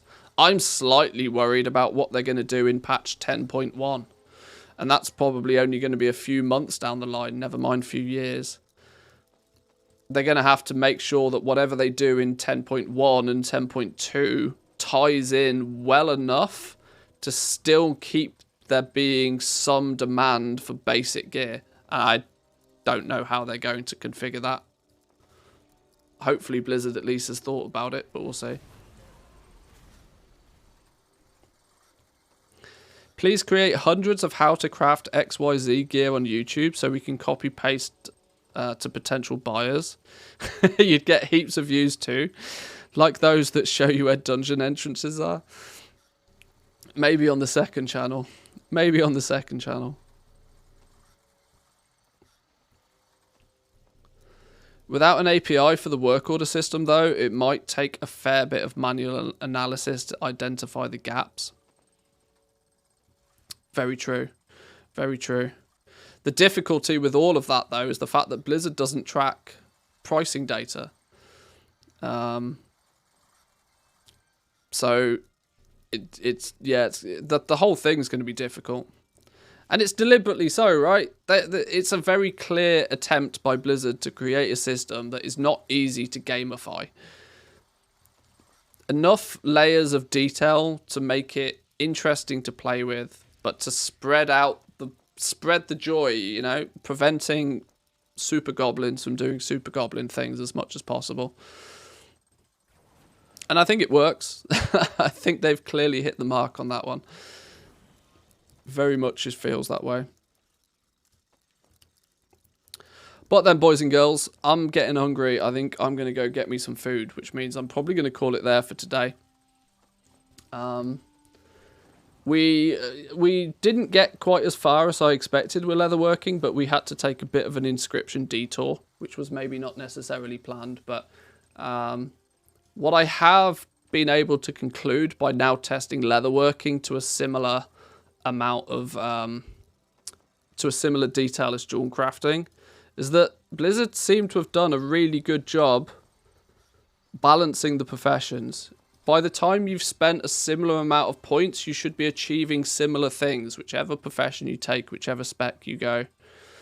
And that's good because it means that one profession shouldn't necessarily pull away from the pack.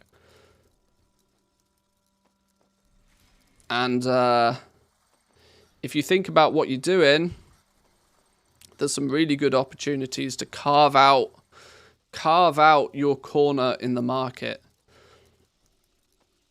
And also, if you do carve out a corner of the market, it's going to... somebody can't instantly decide that tomorrow they want a piece of your pie.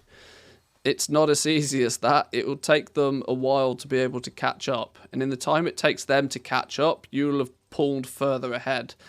So it does kind of mean that if you stick with your professions and on a weekly basis, you keep your knowledge, you know, topped up, you could have some really, really long-lasting gold-making opportunities with the professions. Just sucks dick if you're on a low-pop server. I'll leave it there. I'll leave you with that thought. If you're on a low-pop server, you're screwed. If you're on a low-pop server and you want to be playing with crafting, get off that low-pop server. It's going to be horrible. It's going to be painful. You want to get yourself on a high-pop server. Even if you don't particularly enjoy the high-pop hustle and bustle. Low-pop servers, there's just not going to be enough people going in different directions. You know, you'll end up in a position where just nobody's doing something, and yeah, get off low-pop servers. Low-pop servers are dead. Anyway, thank you, boys and girls. The there's not going to be a stream for the next couple of days. Next stream will be Thursday. I can't talk about it in too much detail right now, but I'm really busy IRL for reasons that you will find out eventually. But I'm really busy at the moment, so there'll be YouTube content, hopefully daily. I'm trying to keep to my routine of daily YouTube content, but there won't be a stream for a couple of days. We'll be back on Thursday as far as the stream's concerned. So, if you haven't already, hit that follow button. We'll be back on Thursday. Jump into a wedding. I'm already married. Jump into the Discord. Come say hi in the Discord. The Dragonflight beta channel is popping. There's loads of conversations going. Feel free to ask your questions over there. Either myself or any other smart goblin over there would be more than happy to help you out. But yeah, enjoy the rest of your day, boys and girls. Have a good one, and I'll see you all on Thursday. Peace.